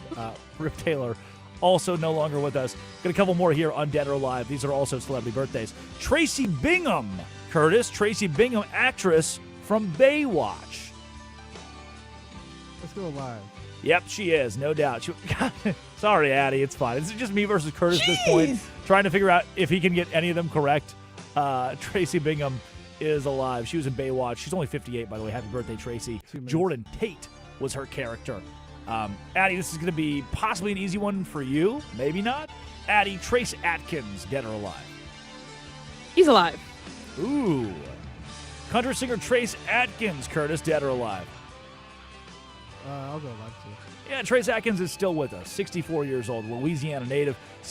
He sang the song, Curtis, Honky Tonk, Badonkadonk. Honky Tonk, Badonkadonk. I was ready for Curtis to get me a little bonk right there. Let's see. Thank you, Curtis. Honky Tonk, Badonkadonk. Badonkadonk. Happy birthday. Dead or alive? Dead or alive, Curtis? Julia Louis-Dreyfus. Oh, she's alive. Oh, are you so sure? She is alive. Yeah, she's alive. 65 years old. Happy birthday, Julia. And last but not least, Robert Stack from the Untouchables and Unsolved. He hosted Unsolved Mysteries. Addie, Robert Stack. Never heard of him, so we're gonna go. He's alive. Ooh, he's alive. Curtis. The unsolved mystery is that he's no longer with us. Oh my goodness, Kirch! Great end of the show today, Robert Stack. I mean, I shouldn't be so excited, but it's been 22 years for us to digest this. He was born in 1919, died in 2003. But yes, Unsolved Mysteries, that guy, 1988 to 2002, hosted the show. Good show, by the way. Died of heart failure. Hate when your heart does that to you. Really do. That's Addie Bates, the producer of The Drake Toll Show. Curtis Poindexter runs the board out in Culver City, California. And after a Steelers loss, in the wake of what's coming in the divisional round, with the college football playoff on Monday, we have so much more of it to break down on the Westwood One Sports app and Westwood One Sports, all right here. Thanks for making this show your 6 to 9 listen every day, The Drake Toll Show. This is Westwood One Sports.